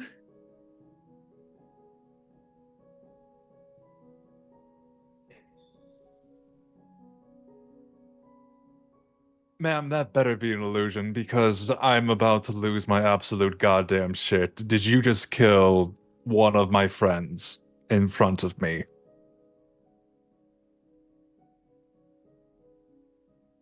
Tiamat looks contemplative for a moment. That's one way to conceptualize it.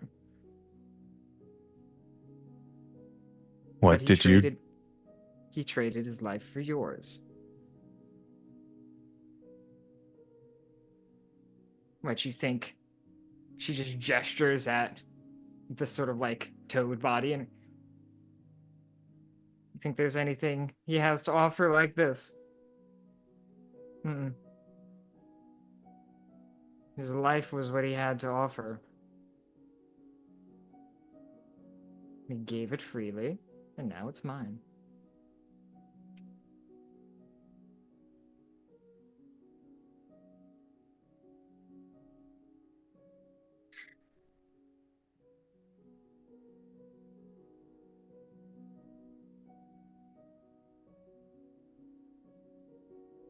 When I become in charge of the Nine Hells, we are going to learn etiquette and manner.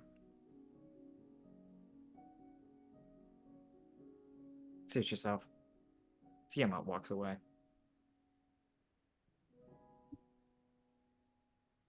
Do you go home? Reach for Vesper's Caroline. probably the first one through the portal, I think. Yeah. I have shit to. Anyway, sorry. Just reach for Caroline's hand and I just walk out.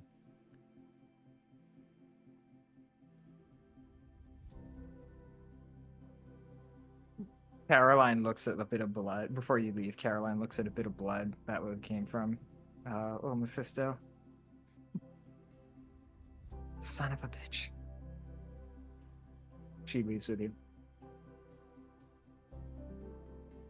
Eris? Is it here? She sort of. Eris is gonna sort of just stare at the scene for a little bit. Still trying to just like contemplate what the actual fuck just happened. She just witnessed, the Tiamat bite the toad in half. I'm like, I certainly was not expecting that, but well.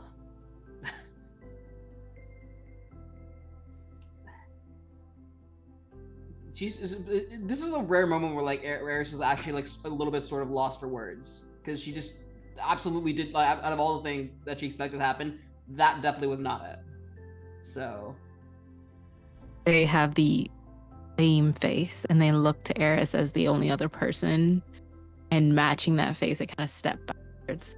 They have no words for Emma, nothing worthy, nothing clear, and nothing can help the situation. yeah.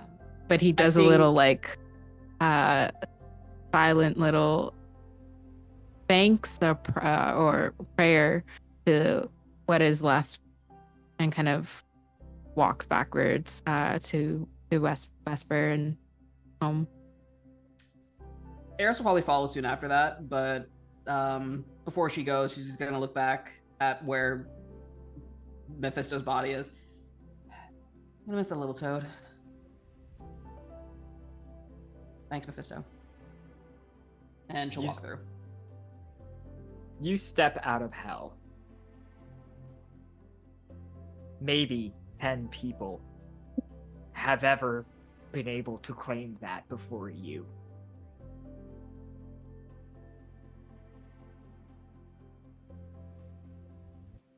Zenith kind of sucks. But it has never been more welcome, never been more glorious than it is now. You step out of the horror, the heat, the smog, the death, the depths of despair that you find in hell, and you emerge into a bright, vibrant, bustling city. It has its problems. It's fucked. But it's hard to hate it as much right now.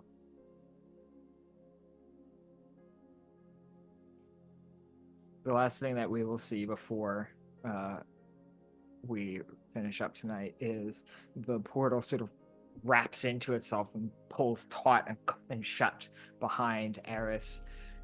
And as it does, Caroline reaches out a hand and just burns into the stones of this random sort of alley that you've been spit out into. A sigil. I won't make anyone roll Arcana, but if you think you're good with magic, you might be able to identify that this is a symbol of Mephistopheles, one of the archdevils, and formerly one of the most powerful beings in hell. And she sort of burns that symbol into the ground here.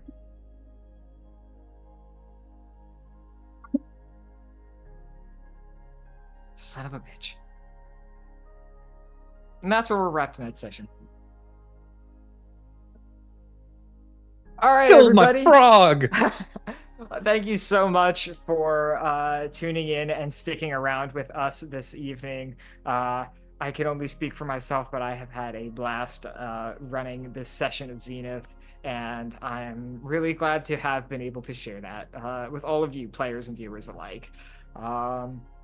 We're going to just quickly run through, give ourselves a sign off, say who we are, and where you can find us on the internet, what other projects we're working on, maybe touch on some stuff about the session that was real cool and exciting that we liked, and then we'll hit the road. And yeah, that's all we got. I'll start because I'm already talking and unmuted. My name is Alex. I am not on social media at this point, which has been excellent for me, and I love it. But I do pop up on Sword and Key from time to time, doing random shit like this. And yeah, that's the extent of what I got. I just had a blast this session, and one thing that comes to mind as particularly enjoyable was Zahir and Beseech going to a bar together and drinking. That was just delightful. Yeah. I'm going to hop in super quick to say we're doing a giveaway for Friday afternoon tea for $30. Do The voice of hashtag God. mother in chat, which is even sadder now.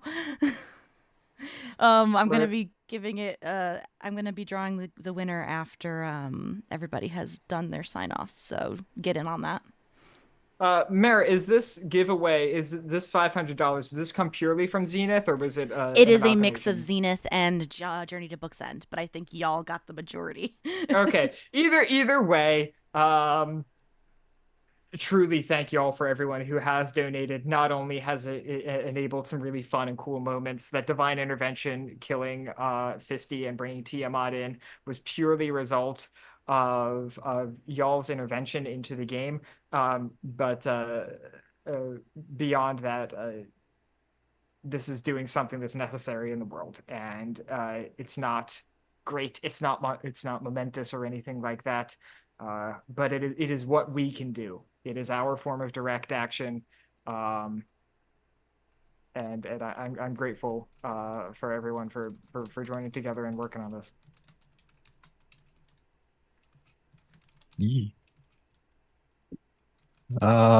I will go. Hello, everybody. My name is Dice and Autism. I tell stories on the internet. You guys can find me at most places at Dice and Autism. I run an actual play on Twitch called Neuralis, which has a bunch of crazy and wonderful people that I DM for.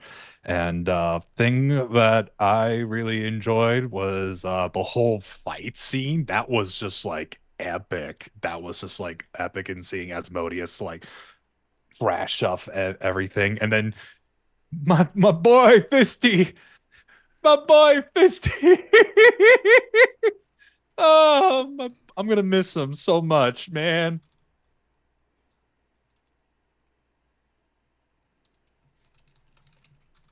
We're still in hell. Someone else has to talk. I'll go. Yeah. Um, Oh, you go. You go. I thought we were passing it, so my brain was waiting for that. But I got you. I'm Mozz. I do voice acting stuff and games and stuff, and run like world building over at my channel, and also run game. Dark Recess is our Kids on Brooms like witchcraft Wiccan stuff, which is beautiful over at Starcrawler. So definitely check that out. There's so many wonderful things in this. I Am the Night is amazing. That was beautiful. It was so, I love that visual of just Vesper being like peace and just taking that. Eris with two succubi. My God, that was and drinking with Besiege and having the drink not hurt me and just like like that was gorgeous as well. Beautiful, beautiful freaking episode. I'm so glad we have Caroline. I'm so mad about this frog. It's fine.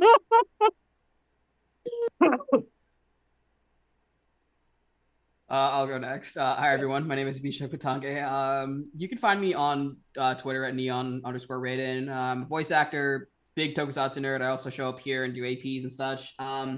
Speaking of which, you can find me on a big project that's been happening recently. You can find me on the Goblins and Gays podcast for Caldera Heart. It's a very Persona 5-esque podcast. It uses Void Heart Symphony. So if you're a big fan of Persona 5 especially, you are definitely gonna love this. So definitely go check it out. Also, I think stay tuned for news about Iron Sworn: The Valley Season 2. That's going to be happening soon. Stuff happened, so we couldn't quite do our penultimate episode yet, but we'll be posting news about that soon on Twitter, so keep an eye on that. That leaves me. Hi, my name is Seth. You can find me only on Instagram at seth.mp3. I basically just be here doing random actual plays that people rope me into and strong arm me into playing characters, and woe is me. Tonight did not go the way that I anticipated it to go, and that's saying something because they never do when you play with Alex. I am Vesper has some shit to contend with now, and that's cool. It's fine though. I absolutely love that basically everybody went off the rails. The fact that we found ourselves in like a capital city in literal hell, and y'all are like, let's grab a drink. Incredible. Just show-stopping incredible. Eris choosing to essentially become food. Don't blame you. Also wild on your part. And I don't know what to say about that finale, and I'm sure that the whole Tiamat being brought into the fold thing will absolutely have zero repercussions going forward, and everything will be fine. So yeah, that's it. I think that just leaves me, right? For all the Yes, channel God, it's your stuff. turn. Yay, it's my turn. I get to speak. Hey, everybody, this is the voice of God, aka Mare, your tech goblin behind the scenes. Just gonna go through everything super quick on what we got on the channel. As a reminder, we do currently have a casting call open. I think it's open for 3 more days for our October charity campaigns. So please sign up for that application. I don't remember the chat command. Apply. Yeah, apply. I just put it in chat for y'all. Or check out our Twitter or our Discord. On Sundays at 1 p.m. Eastern, we have our season 2 of Humblewood called Yonderbound. That's at 1 p.m. Eastern. On Mondays, you have at 6:30 p.m. Eastern, you have Journey to Books Ends, a fairy tale cipher campaign GM'd by yours truly. This coming week, we will have the Lady Dame as a special guest. On Tuesdays at 9 p.m. Eastern, we have our Baldur's Gate 3 campaign called Gate Night. Thursdays, obviously here, we have this amazing Zenith game. Fridays, this upcoming October 4th, we have a double feature movie night. Apparently, we got some vampires coming up. And last but not least, on Saturdays at 6 p.m. Eastern, we have our Horizons Call flagship campaign in the very beautiful, wonderful world of nautical world of Damaris.